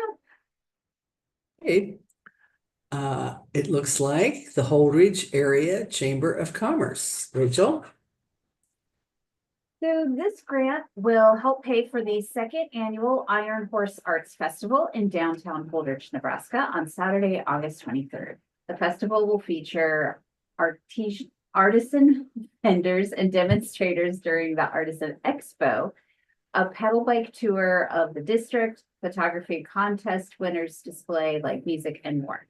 It will culminate with an outdoor concert on the bricks in front of the historic Iron Horse Station, and they estimate 2,000 people from Nebraska and beyond will attend. The NAC grant funds will be used to help offset the cost of performers at the Iron Horse Arts Festival evening concert. Thank you. Barbara, you're the first reviewer. Great. Well, this is such a such a wonderful, diverse festival. They're requesting funds to pay for performers and stage and lighting costs. As she said, they're featuring artisan vendors and demonstrations in addition to the photography contest winners. I just thought it's such a well-rounded festival. One note, I had to look up what is a pedal bike. I would have loved for them to pop this front and center so that we could find it. I had to go into the budget to see pedal therapy bike rental to discover that it's one of those big multi-person like vehicles that you can drive around while also enjoying a beverage. So that answers that question for anyone else who might have had it. In terms of artistic quality, they have really worked hard to get a well-rounded group of performers. They've got well-known performers from The Voice, from the String Beans. They cater to music that's popular in their area. And they make it really clear that they're offering something that's normally not available outside of the larger cities in Nebraska. In terms of accessibility, this is a really wonderful project. They have letters of support from the mayor and from the Chamber of Commerce. It's obviously a really like a point of pride for their community to have this festival there. A note about planning and evaluation.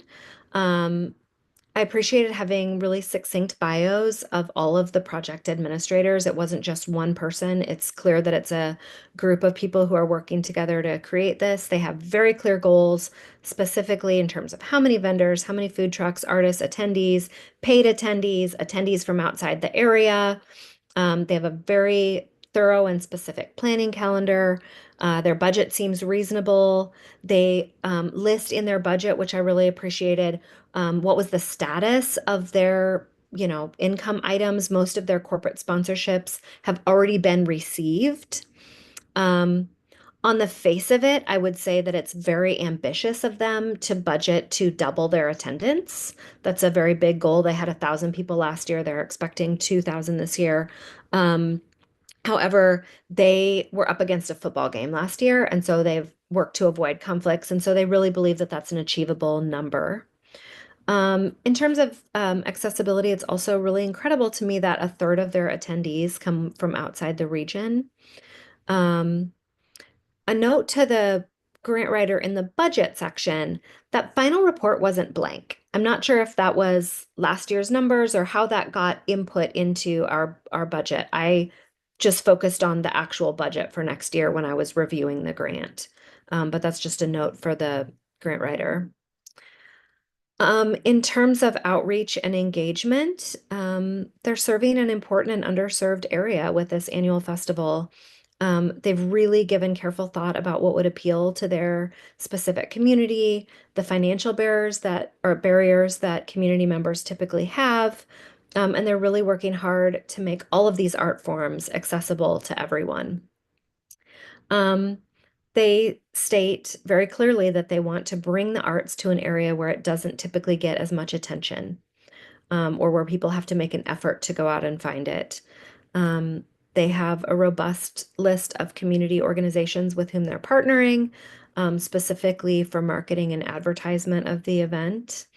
And overall, I just found this to be a very strongly written application for a really wonderful arts event.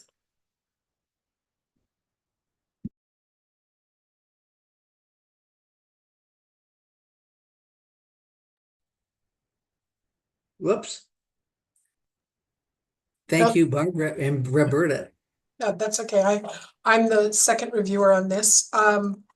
I agree. Again, the geographic location makes it a challenge right out the bat to do an event like this.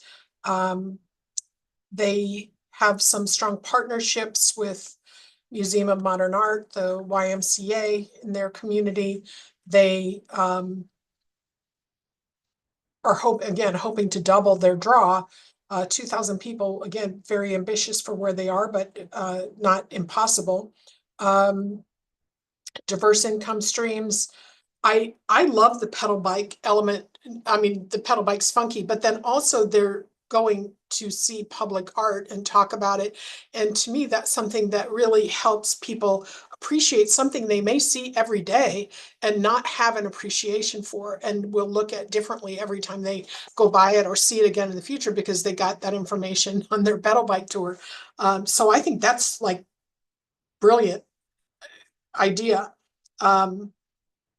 All the way around. I guess that it was one of those things. I didn't look it up. Well, that's not even true. I tried to look it up quickly, but it showed me some other type of like exercise bike, and I knew that wasn't right. So, I imagined that it was like a fleet of bicycles that people would. So I'm glad that I did look it up. yeah, I did envision one of those touristy, bikes that they go around, but I think that's great. I like that they're having a photography contest to draw more people into participating. I would, and they note that, in this rural area, people don't have access to galleries. And that the exposure to any kind of artist demonstrations, artist discussion, that there's both, again, product and process, that they're able to talk to artists, see artists working, I think is good. They note that they have an 8.8% Hispanic Latino population. I would like to see something on their stage. I feel like their stage, yes, they're designed to draw, and I'm sure they will draw, but it would be nice to have something maybe even in between two real big draws that was for that Latino population, to expose all your audience, not just Latino, but to let the Latino folks know, yeah, there's something here for you, and we thought about you.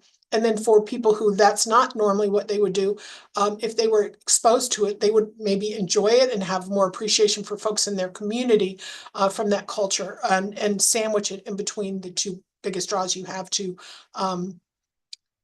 people are going to come for the first one, stay for the last one, and then be exposed in the middle. So I would like to see them do something a little more intentionally for that 8% of their population. But other than that, I think it sounds like a great event. The murals, the food trucks, the live music, it sounds great. So the partnerships, those are my comments. Thank you, Roberta. Chloe, your thoughts? Yeah, just to add on to the evaluation, I know for the concert stage part, I think would be good. But for the Artisan Expo part, where they say they're going to have voluntary sign-in sheets, I think that their ideas about having a giveaway to increase participation is really important, because it's hard to get people to voluntarily sign up and sign in for things, in my experience. And I definitely think that the clickers would be very helpful in measuring that goal, especially since there's such an ambitious goal for the number of attendees. I think that would be really important to make sure that's accurately measured. And I really appreciate that they are considering accessibility accommodations. My only other comment would be that we need to make sure there are enough chairs for most people to use them, instead of like potentially running out of chairs with 2,000 people at this festival. I think it's important to have enough seating for people that do need that. But other than that, I think it's a really important event, and I would be really excited to see, especially that Jalen from The Voice. I think that would be really special to have like a big name come into this festival. Thank you. Corey.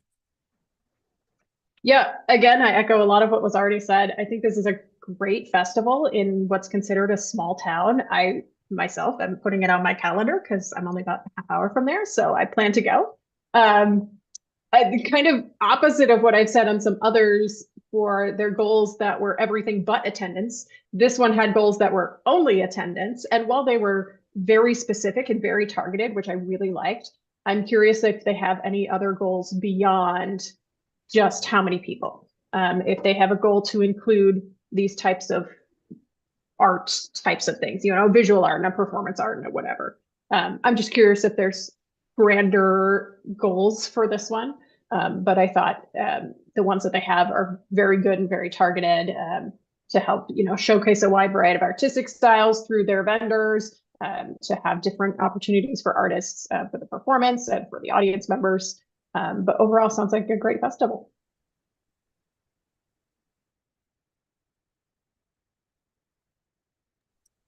John. Yeah, I don't know if I have anything unique to say other than on the attendance, I thought it was interesting that the projected attendance probably shouldn't be a surprise, but the projected attendance for the artiest parts of the festival were probably the least. But again, you have the big draw to get people in there. Maybe they soak up some art by osmosis. But yeah, other than that, I don't think I have anything else unique to say.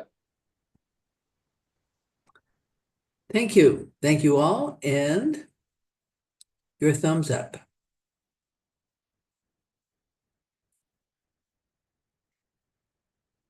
Okay. The next one is the Little Red Hen Theater. Rachel? This grant application will help fund 2 productions in their 2025 season, Any Dream Will Do. Joseph and the Amazing Technicolor Dreamcoat, over 6 performances, and also a play for young audiences, which will have 4 performances. Oh, there's 4 private performances and 3 public. There we go. The programs are expected to engage at least 70 creative volunteers and reach an audience of 1,700 constituents from Northeast Nebraska. Funds from this grant will be used to offset production costs associated with the project, which includes costuming, sets, lighting, and properties, as well as associated royalties and contracted artist fees. Okay, Corey, you're up first. Yeah, right off the bat, they addressed what this is going to do, when it is, how many people they're going to reach, which I appreciate in that summary. If anybody's going to go in and look at a grant, say we got all these the day before and we have to review 18 of them before today, having it all right there is so helpful to know exactly what we're talking about. I did note that my notes are like stream of consciousness as I read these. So I noted that there were a couple of typos just for the grant writer, something to be aware of. And I like that these shows that they're presenting offer kind of different opportunities. One's a big fan favorite musical for the public, and one is geared towards students and schools that had built-in educational components. So it helps support your state education standards. They included work samples that show the surveys they use for evaluation, as well as the educational packet that they provide, which shows that they put a lot of thought into those educational components. They're planning on a pretty large cast for Joseph and the Technicolor Dreamcoat, so there's lots of opportunity for local artists. And then bringing those performances directly to schools is certainly great outreach. Regarding the artist bios, I thought there was kind of a wide range of expertise, but I like that it seemed like everybody sort of had some Nebraska ties. So bringing this into this community is really pretty great. They had very clear objectives for their goals, both for the theater, for the artists involved, and for the audience outreach. So they kind of addressed all facets of this program. And they seem to have very clear and straightforward evaluation efforts, including surveys with artists and teachers and volunteers and audience members, as well as, tracking attendance and things like that. The timeline was very clear as well, both to show the admin side of things as well as the production. I think sometimes in the timelines you just see we start rehearsals here and auditions are here and here's the show, but to have all of that administrative in there was really nice as well. It showed that they're putting a lot of thought into the whole planning process. I may have to pull up this budget real fast because I wrote down that I was a little confused by the patron designated support that was referenced in the explanation box. I believe it's also the amount that's noted in box 13, but it was rather confusing.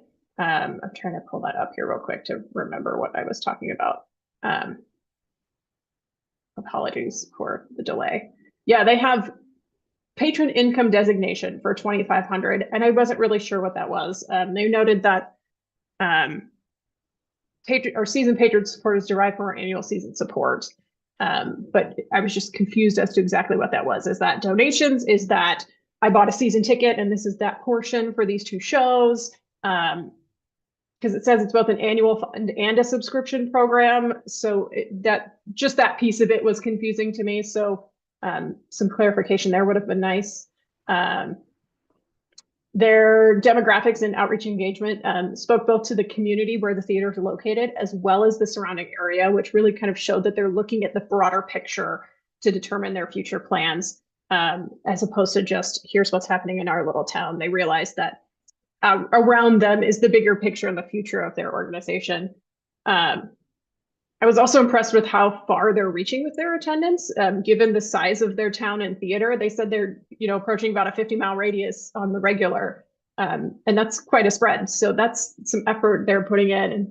And they're also making their programming decisions to address all generations, they said, and making a conscious effort to address underserved populations, people in rural communities, offering matinees, offering lower ticket prices, to help bring people in and make everything accessible for them. They also mentioned they have regular outreach at local library and senior centers, showing strong partnerships there, as well as with their local schools and businesses. Overall, I thought it was a great program. So kudos to them. Barbara, your review. I second everything that Corey said. This was a very impressively written grant. Very clear, easy to understand everything. Personally, in terms of artistic quality, I've worked with Adam before on an Omaha Symphony production. His work with children's orchestra concerts was always excellent. He has an excellent reputation. So it's really like just a personal note to add to that.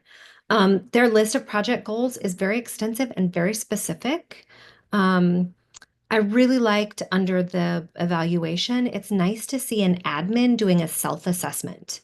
They have that performance assessment rubric rather than just relying on audience feedback. I think a lot of times we just say, well, how did this impact the community? But it's really great to see the self-assessment in terms of like, how can we improve in coming years? I thought they had a very self-aware description of their community demographics and how it impacts their programming. So they didn't just say, here's our community. They said, here's how this impacts how we go about programming our season or our performances. I really appreciate their commitment to affordability. Tickets are $9 to $11. And my last note is that I love their classroom activities page. Very good. Roberta, do you have anything to add? Yes, in terms of the classroom activities page, I think they were the only applicant who said we connect themes to state educational standards in theater and literature, and I was happy to see that and impressed to see that. Their letter of support, I think it was from one letter, talked about this theater playing a crucial part in the Wakefield community, and that it's a place of learning and connection. And I feel like those are sort of evident throughout the grant application, but then summarized in this letter of support. So I thought their letters of support were strong, and that it was kudos to them for the work that they're doing in the project. Thank you. Chloe, how about you? I really don't have anything to add. I think that y'all have covered everything. It sounds like a really good season of programming and very involved in the community. Okay, thank you all. And we'll move on. Wait a minute, John, I didn't give you an opportunity. No, nothing to add. Okay, thanks.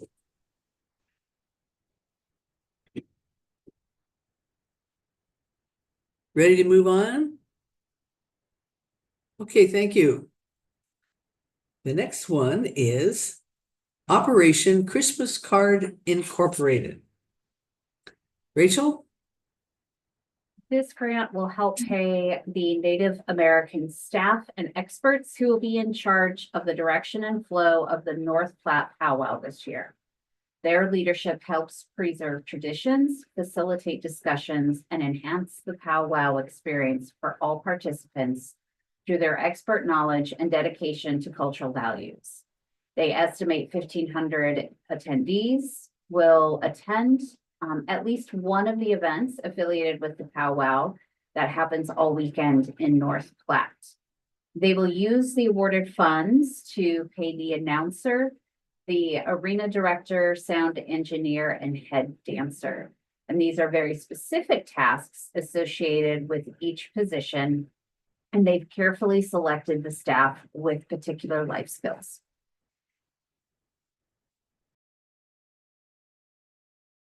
Chloe, you are the first reviewer.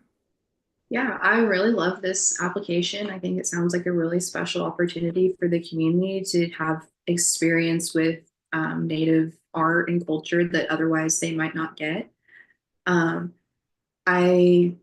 I totally approve of their artistic merit and quality. It sounds like really talented artists. I just want to know a little bit more about the host drummer and the head dancer, because I don't think there's much detail about them in the bios. I feel like they do a good job of measuring their goals to share community or Native culture with outsiders and community members. And I think that survey accurately measures that. I like that they did such a great job of breaking down the community demographics, so we really understand who is around and who would be attending, and then like all of the different underserved communities. They do a great job of really painting that picture.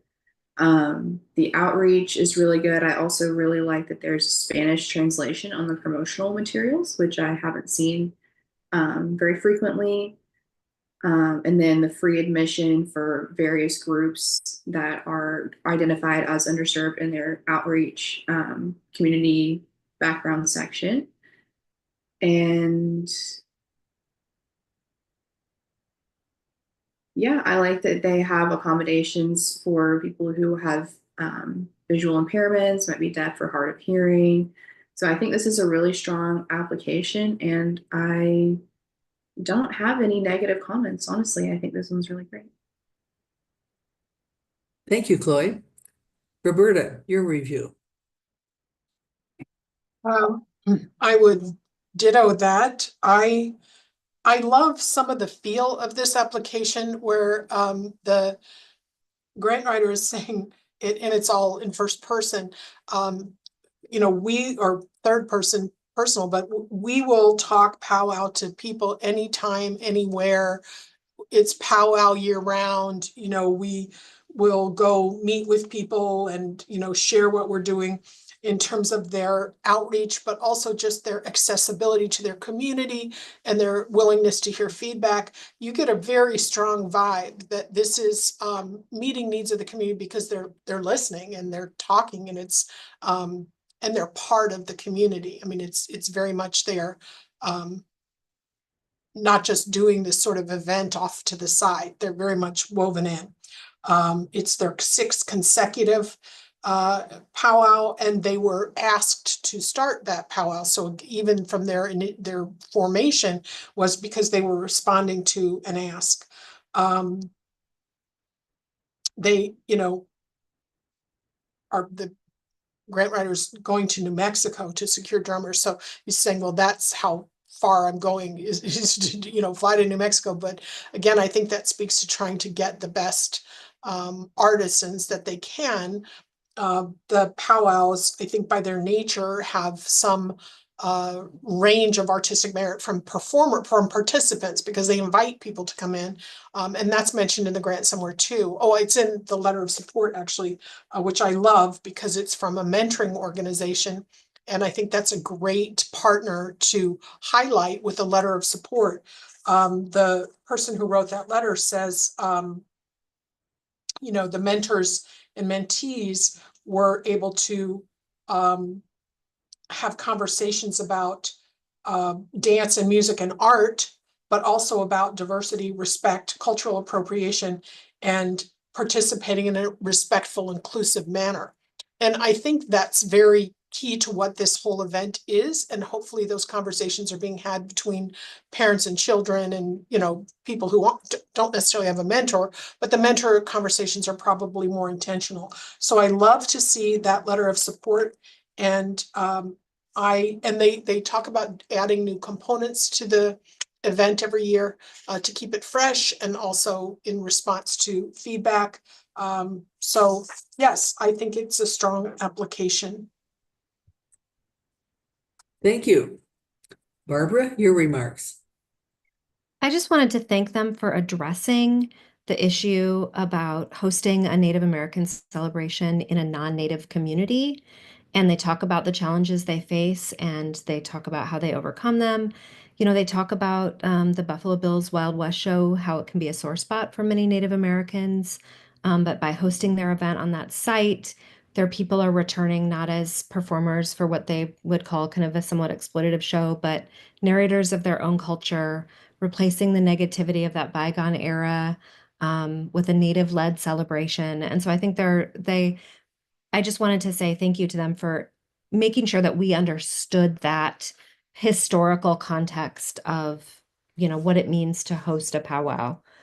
So I was grateful to the grant writer for including that information. Thank you, Barbara. Corey, your additions. Barbara, you took the words right out of my mouth. I literally just copy pasted those sentences so I wouldn't forget them. But they also pointed out that education helps to alleviate ignorance. And that's their whole goal, was to, they said it's to hope that both their Native and non-Native community members can continue to pursue other cultural learning. And so the whole goal for them is so that this can be, they said, a jumping off point to open dialogue in a safe, family-friendly environment. And so their whole goal is to welcome questions and to welcome learning, and hope that people will take something away from this. And it's just really commendable what they're doing. Again, not far from me. So I keep putting all these things on my calendar, and I'm not going to make it to all of them, but I'm sure going to try. Yeah, just a really great application and a great event. Thank you, Corey. John? Everything has been said. Really good app. Okay. And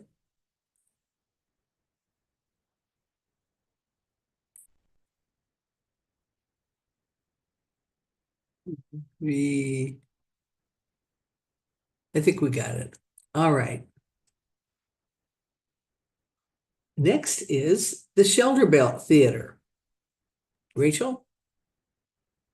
The Shelter Belt Theater requests support for its production of Pivot, which is a new play by a Nebraska native. The Shelter Belt's production will be the regional premiere of this play, which is set in small town Nebraska a few days before a young man from a prominent family marries a newcomer to the community. The NAT grant will help the Shelter Belt meet the script's specific design challenges for a small space theater and pay artists a competitive stipend that will attract high caliber talent.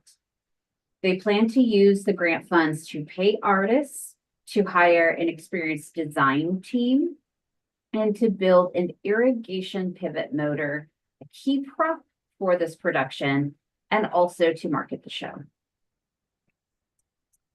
Thank you. Back to you, Corey. Sure. Just before we started with this one, I don't know if anybody else has watched Friends, but the whole time I was reading this application, every time Pivot was in all caps, all I thought of was Ross Geller.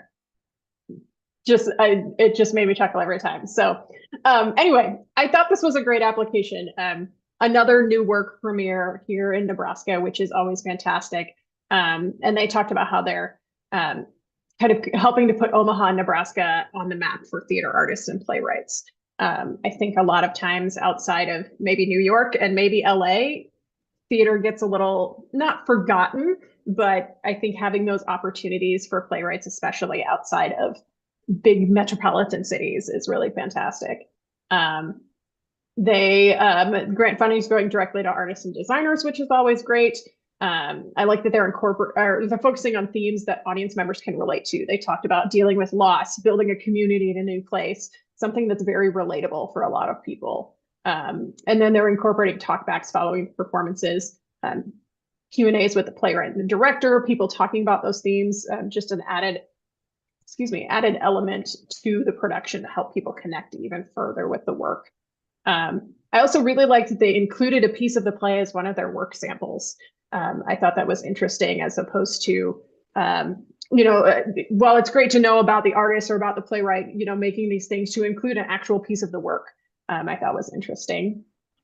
They had very clear goals that address things like audience attendance, reaching tour groups, opportunities for public discussion, giving people insight into the development of a new work. They also specified that they plan to get coverage from at least one new media outlet that hasn't covered the theater in the past. So it shows that they're working to diversify their marketing and not just fall back to the same things they always do. Because a new media outlet can reach a new audience and bring new people in. They also mentioned that they're kind of reestablishing themselves after some time off. I think if I remember right, they maybe lost their venue for a while, and so they're kind of coming back for things, and kudos to them for undertaking that challenge. That's a big one for sure. And I thought they had pretty clear methods of measuring their feedback and attendance and outreach. It seems like they've been able to kind of find a niche that appeals to their audience, to the point that they've been able to retain audience members they've had from before, even after this 5-year hiatus. So whatever they're doing is working if people are coming back even after a 5-year break. They've got a lot of varied marketing methods, both in Omaha as well as the playwright's hometown of Comfrey, which is a small town. And they got very specific as far as what that grant funding is going to cover as far as their marketing techniques. I appreciated that specificity, saying, hey, here's exactly what these funds are going to go to, as opposed to just marketing. So that was nice. And then they're also making an effort to reach out to rural communities to attract them to come to Omaha for this show, just because of the themes of the play. Set in a rural community, that's a way to get people to relate to that. And I really appreciated their partnerships. They're working with local mental health agencies to discuss topics of loss that are addressed in the play, an urban-rural divide, agriculture, rural stories. There's some really great opportunities for partnership, and it looks like they are looking into those for sure. And then I also thought it was interesting, they're hosting talkbacks and discussions about the show in different venues and in timeframes separate from the show itself. A lot of times talkbacks are just immediately following a show. You see the show, you go to the talkback, but the fact that they're having these discussions as separate things shows that they're making an effort to reach new people, to tell them about the process of creating a show, of writing a play. It's kind of a different approach from what we usually see, which I appreciated. Yeah, and one of their letters of support was talking about was someone who could speak to those themes of the show, and really kind of showed that partnership, that they're diving a little deeper than just, we're presenting a play. We're tying it into, they're helping to tie it, helping people dive deeper into that subject material, tying it into people's lives so they can have that personal connection to help that show resonate. So overall, I thought it was a great application. Thank you. Chloe, your review. Yeah, I agree with everything that Corey said. I really appreciate that they are incorporating visual art in the lobby of the show, which I think is another opportunity for people to engage with the themes and like apply it in a different way.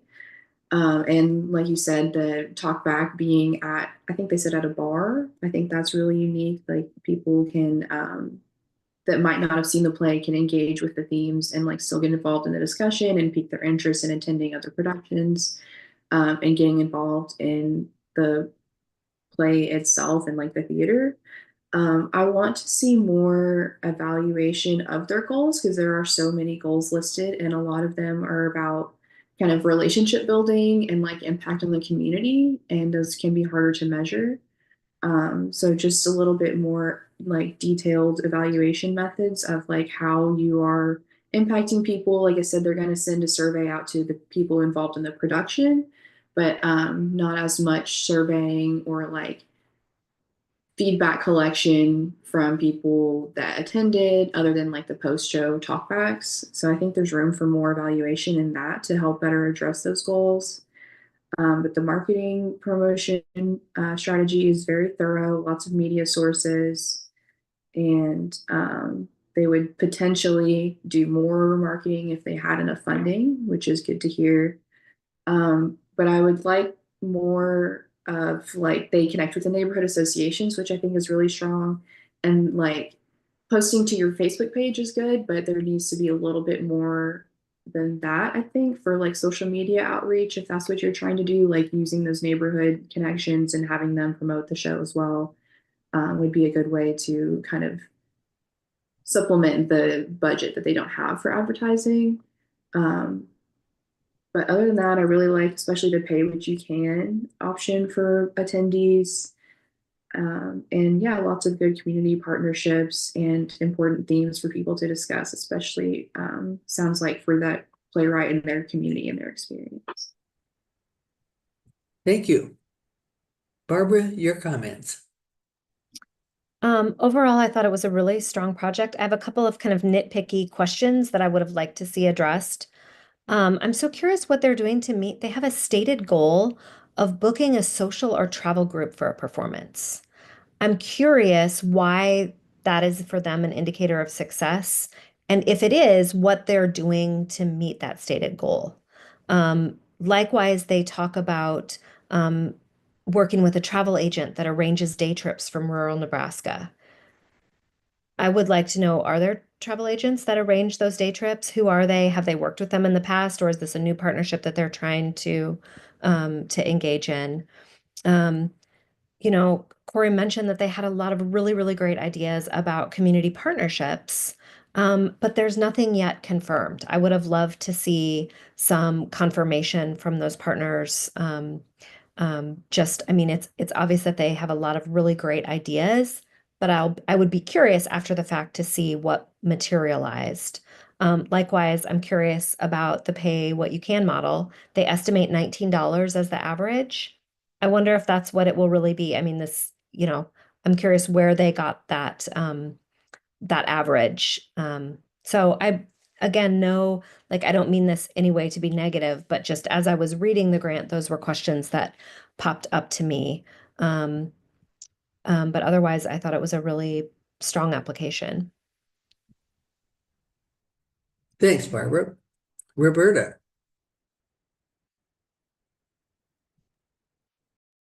Um, I don't have a lot to add. I will say that I also appreciated the script as the work sample. And when I read it, I thought, oh, I want to see this or be in it or direct it. And that was an indication to me that it was, I mean, with just that little bit, that it was a strong script. So I applaud them for including that. I thought their letters of support were compelling. And I don't think I have any new comments beyond what has already been mentioned, other than those. John? Nothing new for me either. Okay. Thumbs up.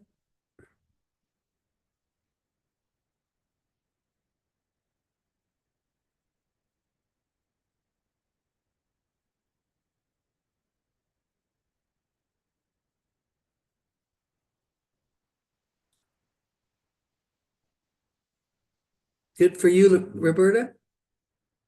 You're done? Okay.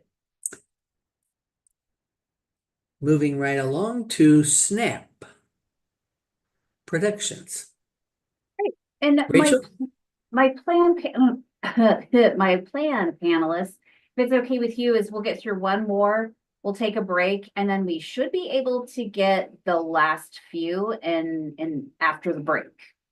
So that will kind of give us Okay. a nice roadmap where we're headed. Okay, so SNAP.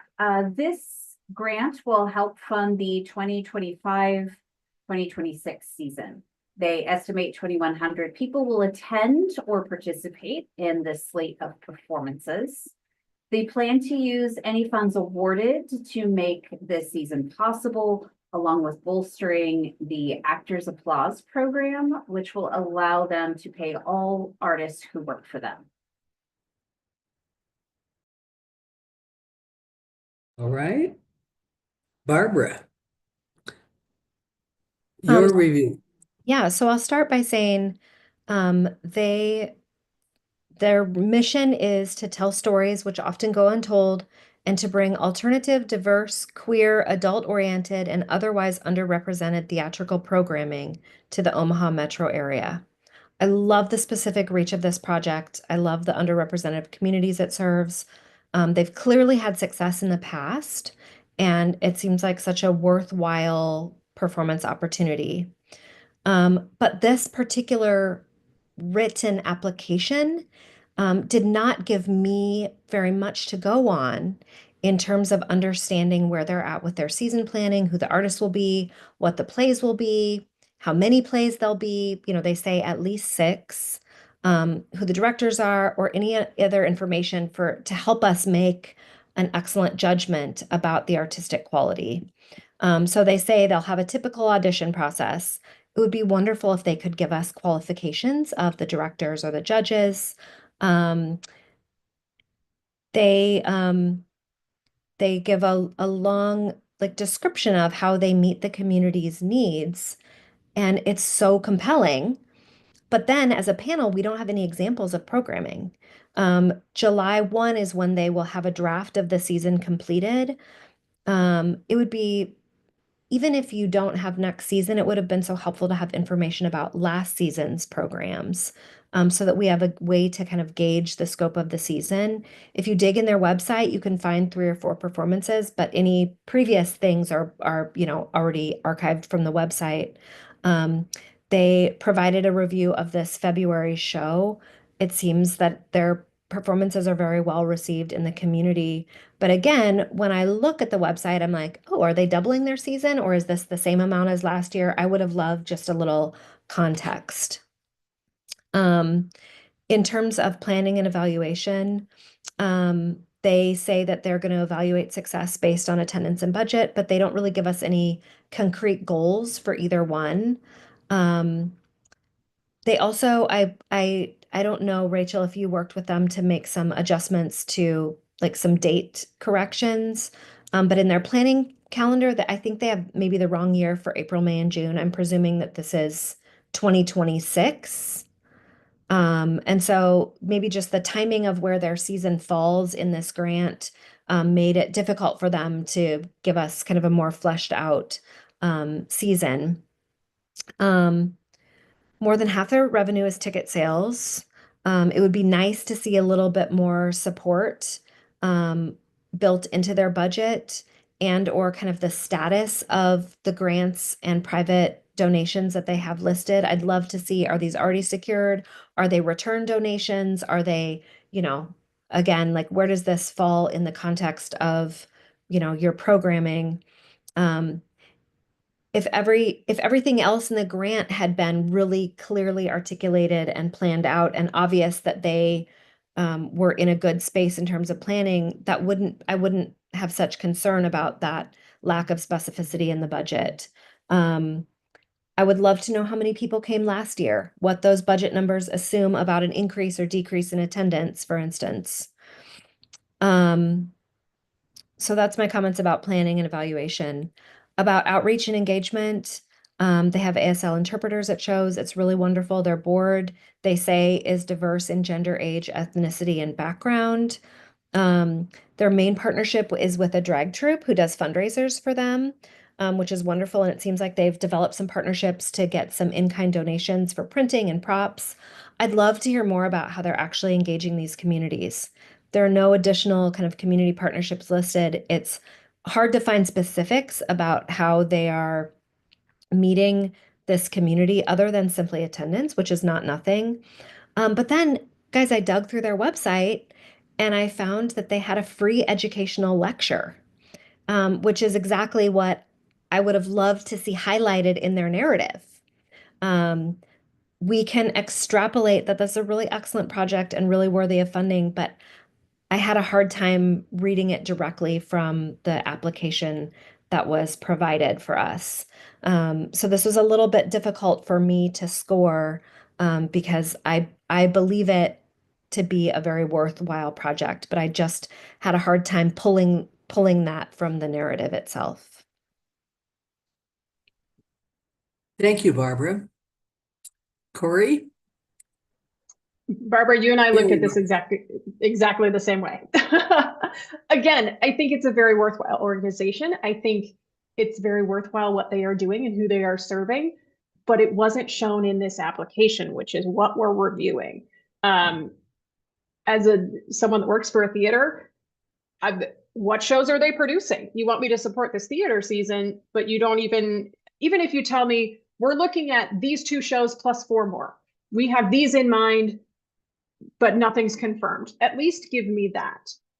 So we know an idea of where you're headed.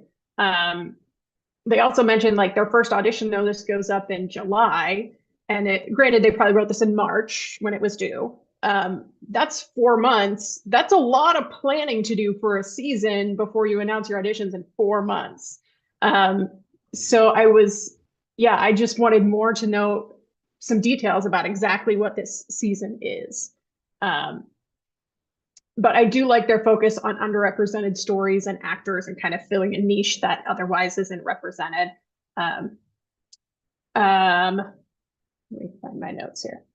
I thought their goals were kind of generic. Goal of this project is to grow our audience and access our local base via strong and diverse theatrical programming. That's great, but do you have attendance numbers you want to hit? I'd love to see some more measurable things saying, hey, we got this many people last year. We're hoping for a 5% increase, whatever it happens to be. The only attendance numbers for this upcoming season was referenced in the budget, but I had some concern with the budget, even just that the file name was called budget estimate. I don't know what those numbers are based on. I don't know where those numbers came from. I don't know, they have the rights for the shows. Where did those numbers come from? You must have shows in mind if you have estimates for what the rights are going to cost, because I know you can reach out to those royalty companies and get an exact number. So everything was kind of generic. So I'm not sure. Again, just that I wanted that specificity. And as far as their demographics they included, again, was really vague and really kind of general. They said it takes place in Bellevue, Nebraska, which is great, but is intended to serve greater Omaha metro area. And they said all of which has become exceedingly more diverse and queer in the past few years. Are there demographics, are there statistics to support that? Is that a general feeling? Where are we getting this statement from? And then they mentioned the workshops very briefly in their outreach engagement, that they're launching 3 separate pay what you can workshops. They said one will focus specifically on providing local queer folks with safety resources. But those are the things I would love to know more about that. I think that's a great program, whatever it may be.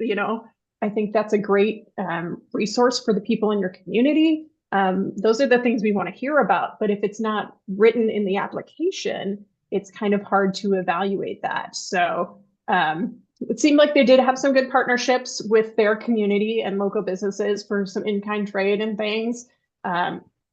So that's great. But yeah, I just wanted more specifics about exactly what this is. I'm sure it's a great organization and I think what they're doing is great. I think it's just hard to evaluate without those specifics. Thank you. Chloe, your thoughts? I agree with what y'all are saying about more details, and the responses for each question are very concise. So it's kind of hard to know like all of the information that went into that. And the budget is so large that I'm just a little unclear on like certain things, like the pay what you can workshops are an estimated $3,000 of income, which I want to know like how that estimate came up with, and like how many people are attending, what the workshop will be, things like that. Um, but yeah, my biggest thing is that I just need some more details to fully understand like what kind of production they're going to put on, who they're attracting, who their audience is, what kind of outreach there is. Some more details in all of the categories I think would be helpful. Good. Roberta, your thoughts?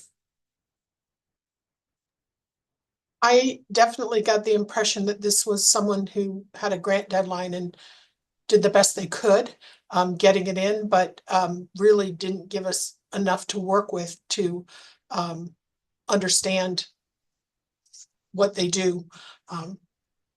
I'm concur with the comments that I've heard today. Thank you. And John?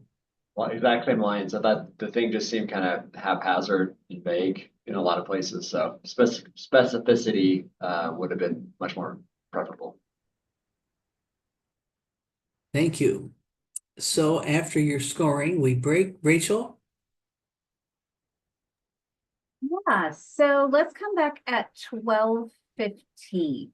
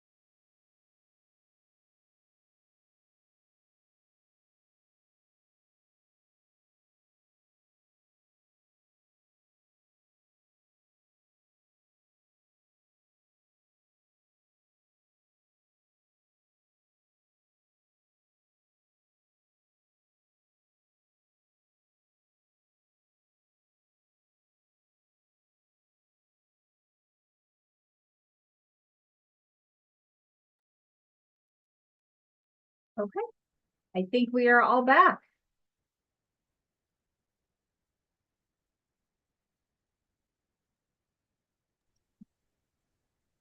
We will continue then with Unity in Action.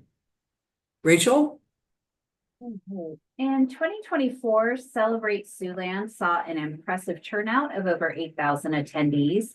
And this year, organizers expect even more with an anticipated 8,000 to 10,000 participants throughout the week-long series of events. The festival's growth reflects its increasing popularity and the strong desire for opportunities to come together, share experiences, and celebrate the community. Funds from this application will be used to pay performers at the festival, which is scheduled for September. Thank you. Chloe, we begin with your review first. Yeah, so the whole thing sounds really cool, but I'm just a little confused about the scope of the specific festival because they say that it's paying for the performance on the 21st, and then there's all this other stuff included in the proposal, including that performance that's like a month before the rest of the festival. And then so that just kind of makes it unclear in the budget for like which expenses are for specifically the September 21st event and the other parts of Celebrate Siouxland. But I like the tribute band that they're including, but I would like to see more involvement of art, like engagement for people or other ways for them to participate in the art other than like the just performance aspect of it, and how the arts are involved in their mission in general. And then for their goals and evaluation, their goals are nice, but I don't think the evaluation really measures what they're looking for. They're evaluating their attendance numbers, comprehensive tracking of attendance, growth in partners and volunteers, and the number and level of donors.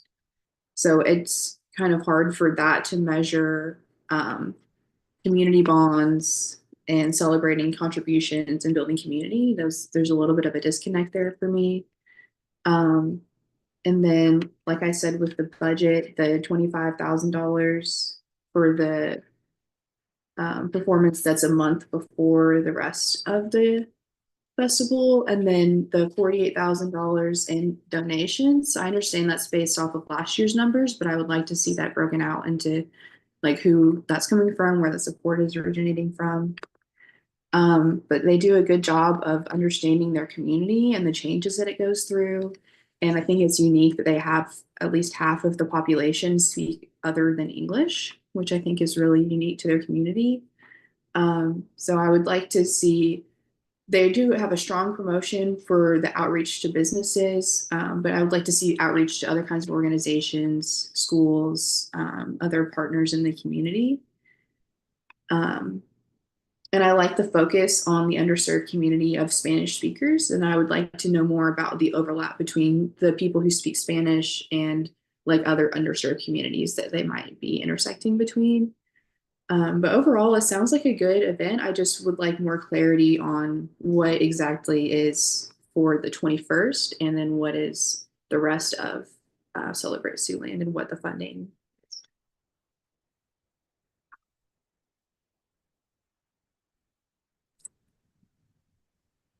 Barbara, your review.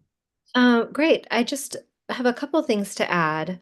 To the grant writer, thank you for giving us context of last year's attendance versus this year's anticipated attendance. It's always really helpful to see the context for growth. I really do echo what Chloe said. For me, the most difficult part to dig in of this application was they had one rather broad goal with no measurables attached to it. So in general, for an event with such an enormous budget and, you know, a lot going on, it would have been wonderful to kind of see some detail. The response for the project evaluation, for instance, you certainly have a lot more room, and it's one sentence to say goals and objectives will be measured through comprehensive tracking of attendance, growth and engagement of partners and volunteers, number or level of involvement of donors. So what would be really wonderful is to say, here's how many people we had last year. Here's our goal. Here's, like growth and engagement of partners and volunteers. How are you measuring that? What would success look like if you were to reach that goal? And then how are you going to discover whether or not you're reaching that goal? So just a little bit more specificity, I guess, is the best word, a little more depth in terms of the goals and evaluations.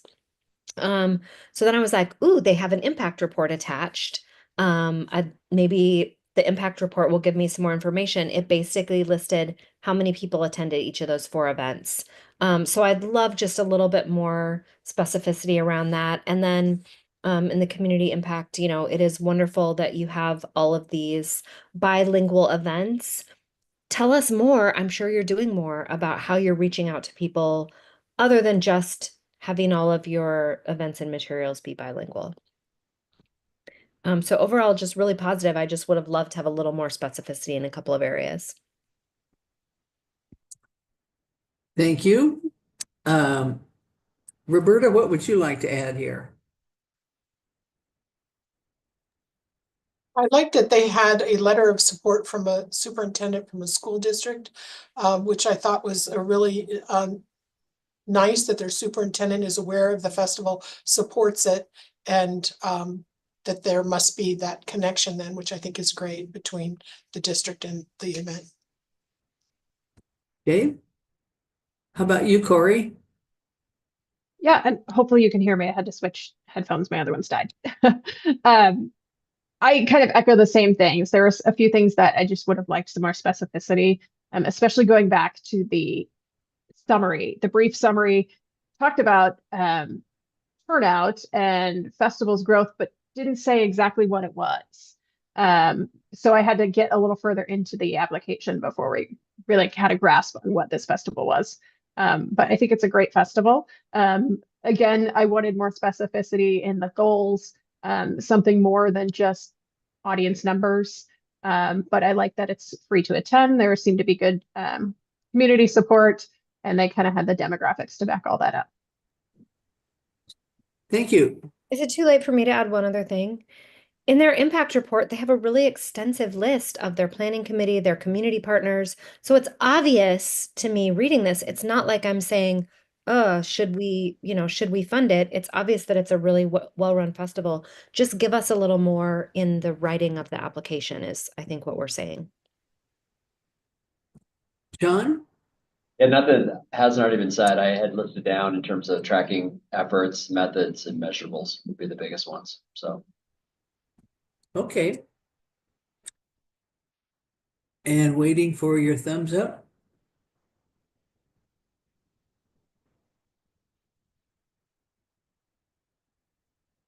All right. Moving on again. Voices in Alliance. Voices in Alliance. I think we have Valley. Oh, yes. I was like, oh no. Did I How miss can I another one? possibly skip over you this many times? Right. Yeah, so we actually have Valley Performing Arts Theater. Right? All right, my mistake. Okay. I thought that was the one that was in, I misunderstood that. Okay, Very let's good. start over again, Rachel. Exactly, do-over.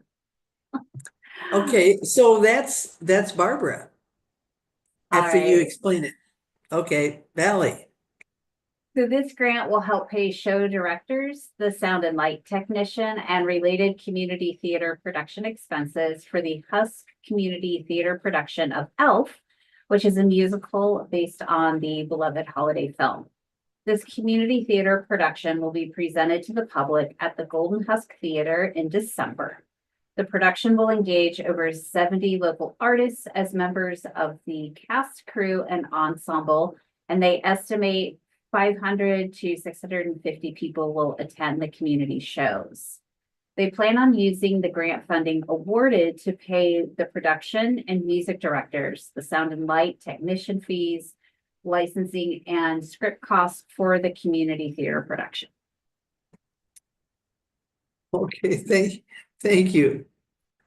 Barbara, are you ready with your review? I am ready.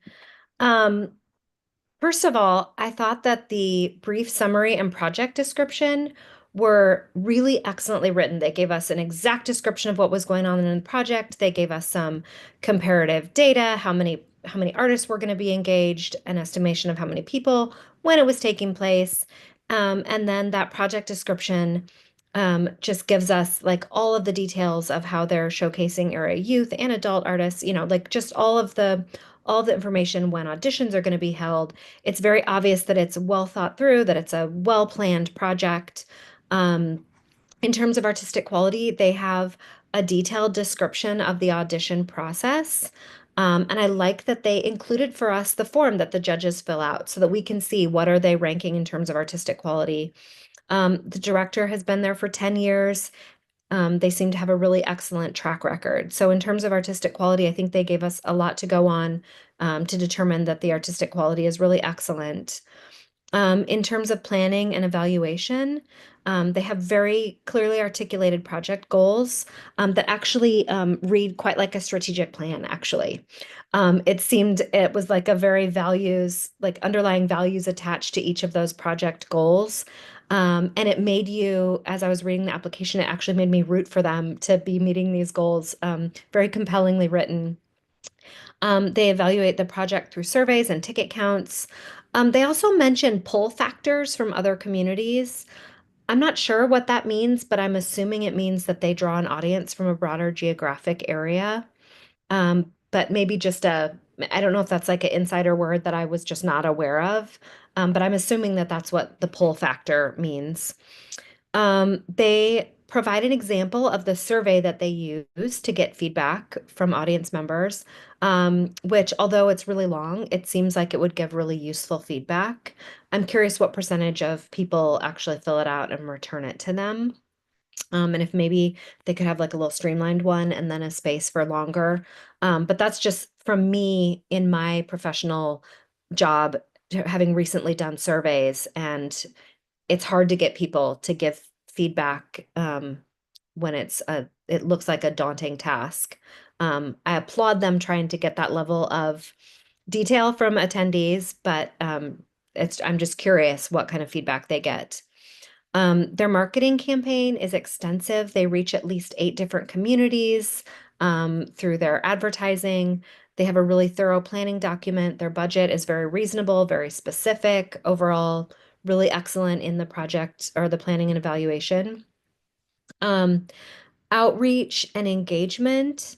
Um, they note that their contribution to the community is valuable, and they say an indicator of community need is the increase of participation in auditions. So they state that they went from 37 people in 2023 to 78 people in 2025. They're saying they see new youth and adults at the theater. And I love that that's part of their evaluation of their success is how many people are participating, not just as an audience member, but also who are auditioning. They talk about due to their rural location, they're underserved due to geographic isolation. They say that they serve as a creative hub for smaller communities in the region. They are affordable. They keep their tickets on average at $10 to $20 per person. And they partner with local foundations and private donors to provide free performances to students.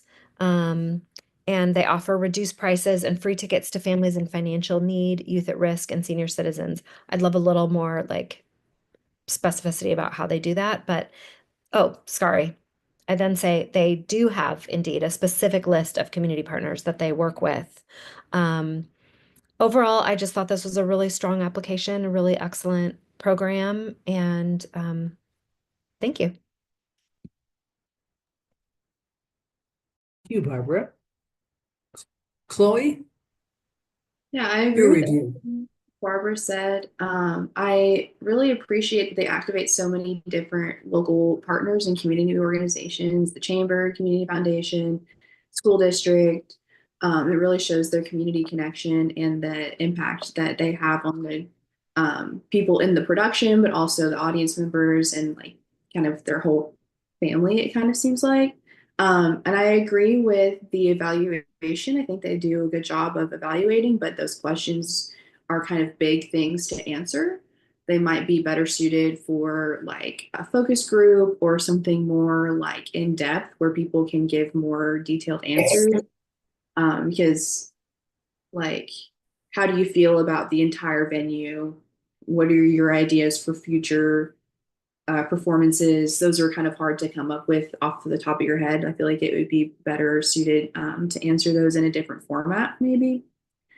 But I do really like that they have such a comprehensive strategy of like inviting people for auditions and then engaging people in the performances.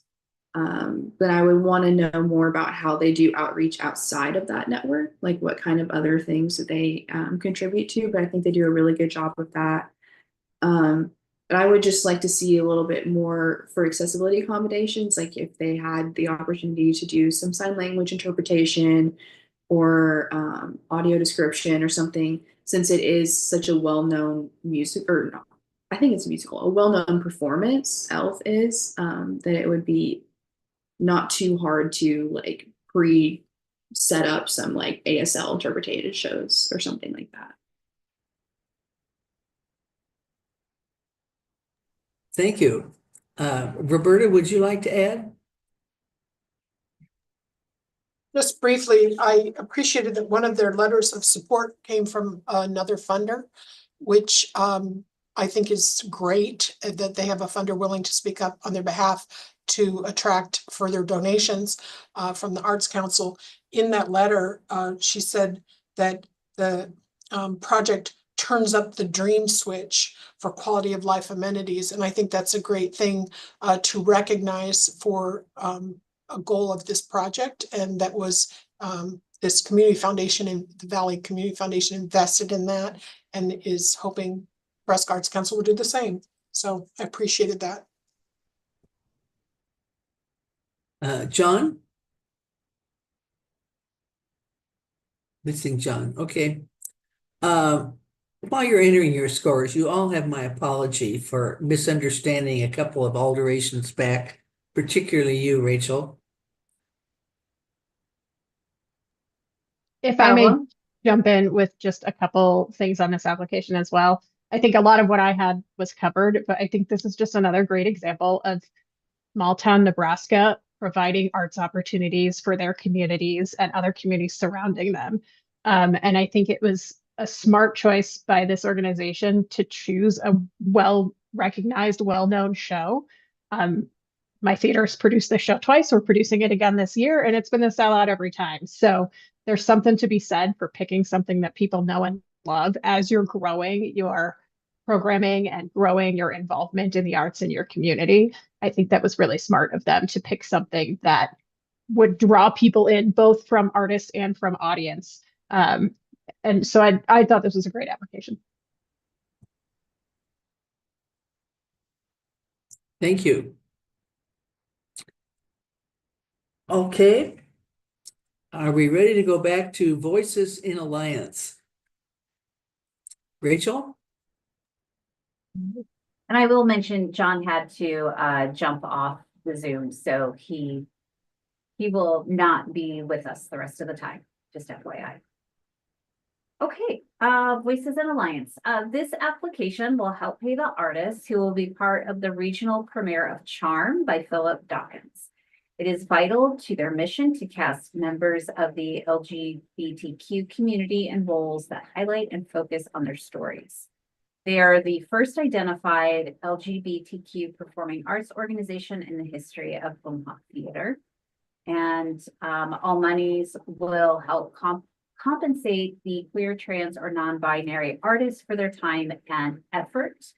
Charm will run for 8 performances in August at Yates Illuminates. And the grant funding will go directly to the artists cast in Charm. And that stipend is for rehearsals and performances. Any additional will be allocated to the stage manager, costume, and light designer. Thank you. And Roberta, you are the primary reviewer.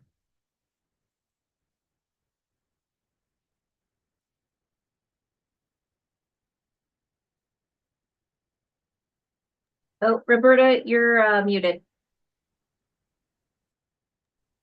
This application is from Voices in Alliance Theater Group for this production of Charm.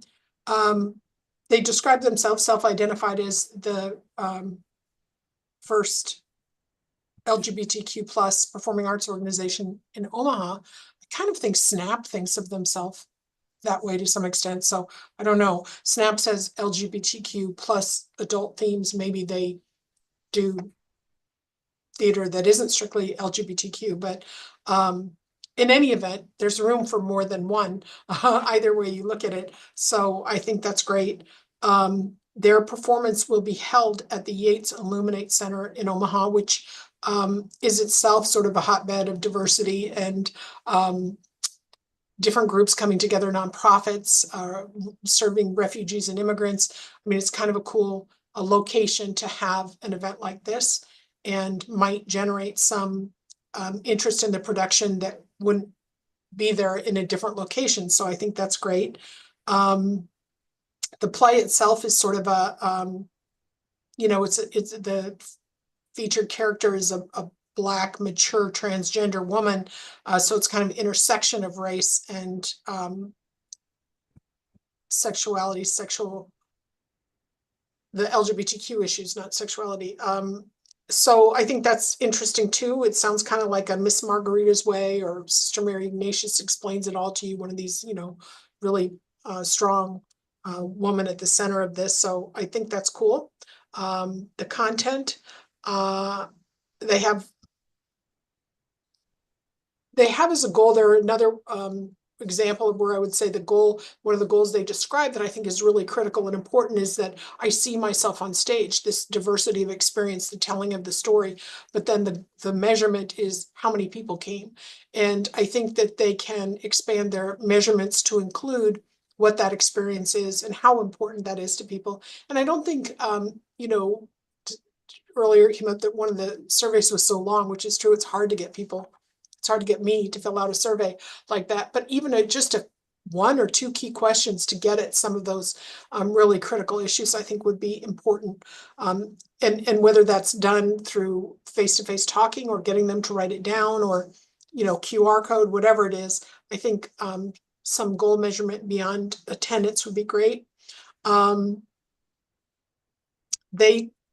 They rely on primarily the NAC grant and ticket sales. They have a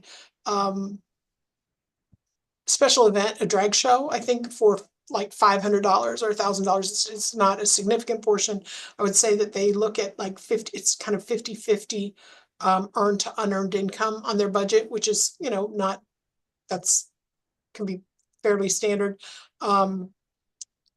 But they don't have diverse streams of income. They talk about that they don't have sponsorships yet, but they put that in the partnership answer, and I think they may be mistaking sponsorship for partnership. Like you can partner with organizations that aren't yours, aren't giving you money or sponsors. And so I think they probably have partnerships, but they were listing their desired sponsorships. I don't have any yet, but so they may end up with more diverse funding streams if they get that. But regardless, I would also encourage them to think about their sponsors, their partners, in a way that provides support or in-kind services or whatever, education, awareness, audience building, whatever it is, that they have other partnerships. They list a lot of partnerships in promotion, which is great, and help them get the word out. Their letters of support are from another theater, Shelter Belt, which I think is great to get that support from the theater community. And then also an LGBTQ plus service center Community Center in Omaha. So that's great too. I think both of those are important sources of support, and it's great that they were willing to write those letters on their behalf. I think those are, let me see, my primary comments. Overall, I think it's a good application. I support this type of theater and outreach to audiences that don't often get to hear and see their stories on stage. I'm sure that queer theater is hard, and probably transgender theater is a niche beyond that. And so to have this story, I think, is great. And I'm glad they're sharing it with the Omaha community. And I think it is important for people to see themselves on stage. Those are my comments. Thank you, Roberta. Corey? Yeah, I echo a lot of what Roberta said. I think what they're doing is fantastic. Representation on stage is very important and in your community. I had the same issues is a strong word, but the goals didn't quite match the evaluation. They were talking about two separate things. Not that either of those things was bad, there just wasn't that connection between the two. So I want to see, like, okay, how are you evaluating the goals you listed, and vice versa, what you're evaluating, do you have goals that you're hoping to reach with that evaluation? I was also curious, in their demographics, they talked about the neighborhood where the venue is, which I'm not familiar with, but it seemed very focused on that. And I would have liked a little bit more on the community as a whole. It just seemed like they were kind of limiting to, like, just this neighborhood gets to come to this show. And I'm sure that's not what they were intending. It just felt that way a little bit. I would also love to see what other, they had some great outreach in there. You know, they're reaching out to LGBTQ friendly businesses in the community and things like that. I would love to see if I'm curious if they're doing other outreach beyond just targeting LGBTQ businesses or communities or organizations. Because I think there's a lot that the general public can learn from shows like this and seeing those people on stage. And so I'm curious if they're looking to stretch their outreach even more to broaden their reach into the community and help the general public learn more about what they do and who they are. So I think some additional outreach would be great. I'm just curious if there's any efforts in that direction. And then I noted the same on the income. It appeared to be tickets and grant, if there's other diverse income sources there. It's been kind of a theme today, it seems like. But yeah, other than that, I think it's a great organization. It was a good application. Okay, thank you. Chloe, would you like to add to that? I don't really have anything to add. I think everything's been addressed. Some of the evaluation not necessarily matching fully with the goals, and doing more outreach outside of just the LGBT community, I think would be important too. Okay. Barbara, your thoughts? I like the idea of industry nights where people who work on the weekends who normally wouldn't be able to come. That's a very thoughtful addition to this, and it allows them to meet their community in a way that maybe many arts organizations would not necessarily have thought of. So I appreciate that. For an August performance, I wish that they had their partners a little bit more solidified. It's, and maybe since March they have done. But I just would have loved a little more fleshing out of that piece. Okay.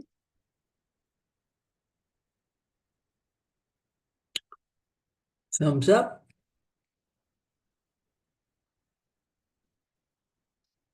Thank you. And finally, this is our last one, Rachel. Yeah. Willow Branch Foundation. Rachel. All right. This grant application will assist in providing a portion of the fees of the artists who will be performing at the 41st Annual Willow Tree Festival on September 13th and 14th in Gordon, Nebraska. This festival draws an average of 2,100 people from Nebraska and surrounding states. The grant funds specifically will be used to pay a portion of the performing artist fees. Okay. Barbara, you're first. Um, this this whole project just really blew me away, to be honest. The fact that they nearly double the entire population of their town on this day, and just the scope of all of the things. They have 50 vendor booths.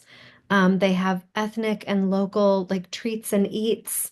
Um, they have a walk down memory lane showcasing local notable heroes.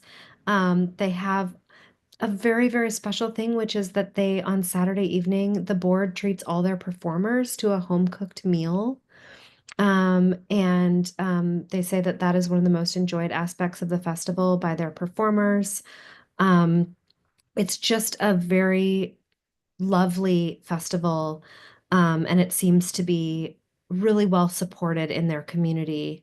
In terms of artistic quality, they're well on their way. They have a very clear process in place. They have a long history of excellence.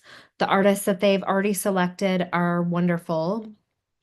In terms of evaluation, they have clearly articulated goals. Their board seems very engaged in the planning. They compile all their evaluations and comments. They say they're still tweaking and implementing new strategies in response to those comments.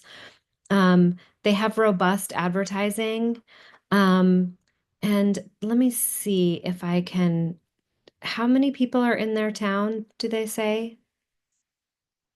1,700 people in their town? They have 400 volunteers, so like one in every four people in the town are volunteering at this festival. They have these partner organizations and like really clear jobs. Like they're bringing the chairs, they're doing um, their budget seems very reasonable. It seems like it's been honed over 40 years with no surprises. I would have loved to see how this year's anticipated gate sales compare to last year's actuals. Um, and whether donations are an increase from last year, how many are confirmed versus pending, just a little bit more detail in that budget. And maybe that's a note for the Arts Council to just give that guidance as people are filling out this project evaluation, because we just see one little snapshot. And I always appreciate in the notes when we're given a little bit more. How does this compare to last year? I don't want to put applicants through the process of doing like a last year budget comparison to this year, but maybe just like it's really helpful to the panelists when you provide some context for some of these numbers. That's just a note, not specifically for this festival, but for many of the applications we reviewed today. In terms of outreach and engagement, they say that many of their attendees don't have the opportunity to travel to larger cities to experience professional entertainment. And they say in just one weekend, they can experience 10 to 12 performers spanning 22 performances that accompany many styles of music and dance. In addition, they have comedians, magicians, puppeteers, hypnotists, aerial artists. Like they just have this wide range of performers. And I feel like living in a small town like this in a rural community, it would be so wonderful to have this opportunity. So they're clearly serving an underserved audience. They say that they're in the process of trying out a little bit of a different focus on their community stage, to storytelling by local residents, a humanities council presenter, and exhibit. So they're expanding a little bit the kinds of offerings they have. They give free tickets to school-age children in a 50-mile radius. I don't know if that's every school-age child or if they just offer it to every school, or if they give a certain number of tickets to each school. Maybe just a little more detail on that would be helpful. But in general, just a really well-written, comprehensive application about a really wonderful program. Thank you, Barbara. Roberta, your review. Um, Again, I was also blown away by the draw, given the size of their community, how many people they draw. When I read the letters of support, which I thought were excellent, especially the one by the woman who, like, her mother was the founder of the festival 40, some years ago, and just a lot of detail about the history and the meaning of this festival to their community, I thought was very powerful. The other letter mentioned that it's an incubator for small businesses, which is, of course, very important in rural Nebraska. I found those very compelling and also reflective of the grant in its entirety of the application. So that was great. I think the Panhandle is a very isolated area. I appreciate what they said in terms of this is a small town, but people come from lots of small and smaller towns to this event. So it is a place for people to have exposure and an opportunity to engage in the arts. I think I saw that they were adding Native American, Indigenous content to the activities. At first they were talked about an ecumenical community church service, and I was a little, I'm like, not necessarily wanting to support religious activity, especially if it isn't diverse. But then I was thinking there probably are no Muslim or Jewish people. Maybe I'm wrong, but if there are, I would encourage them to be diverse in any religious activities that they offer. I would say, make sure you're inclusive of the broad public if you're going to do something like that. I mean, it's kind of nice, I guess, on a Sunday morning if your festival covers a Sunday, to maybe make that as an opportunity for people who don't want to miss, a worship opportunity. But I also think you have to be careful when you're doing something like that. But overall, I felt like it was sounds like it's just a critical event and to the community, very important to the people there, and they blew me away with their engagement.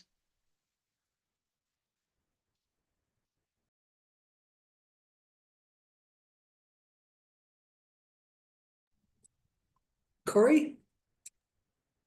Do you have Yeah. comments? Same thing, like the fact that they're doubling the size of their town, which with this festival, is fantastic. And just the variety of things that they offer is really great.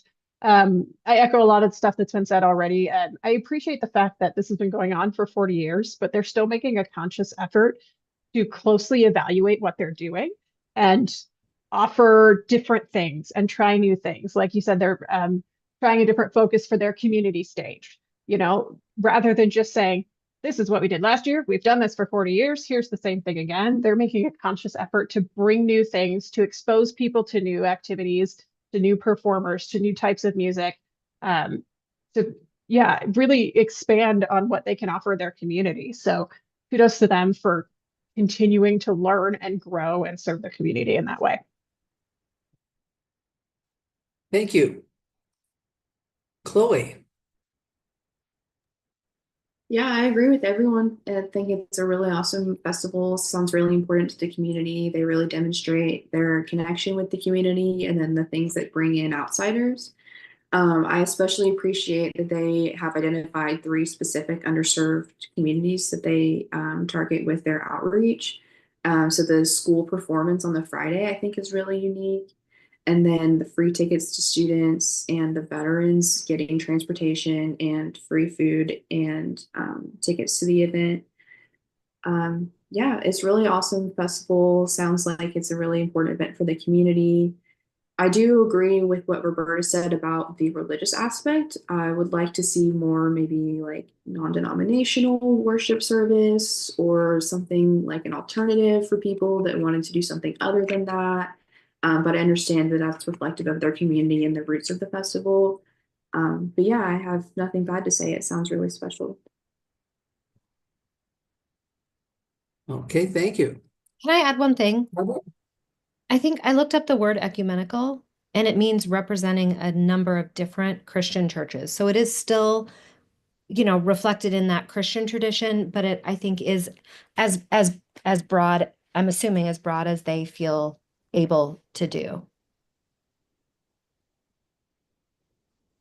I appreciate that, and I thought that too. They're having a variety of faiths represented.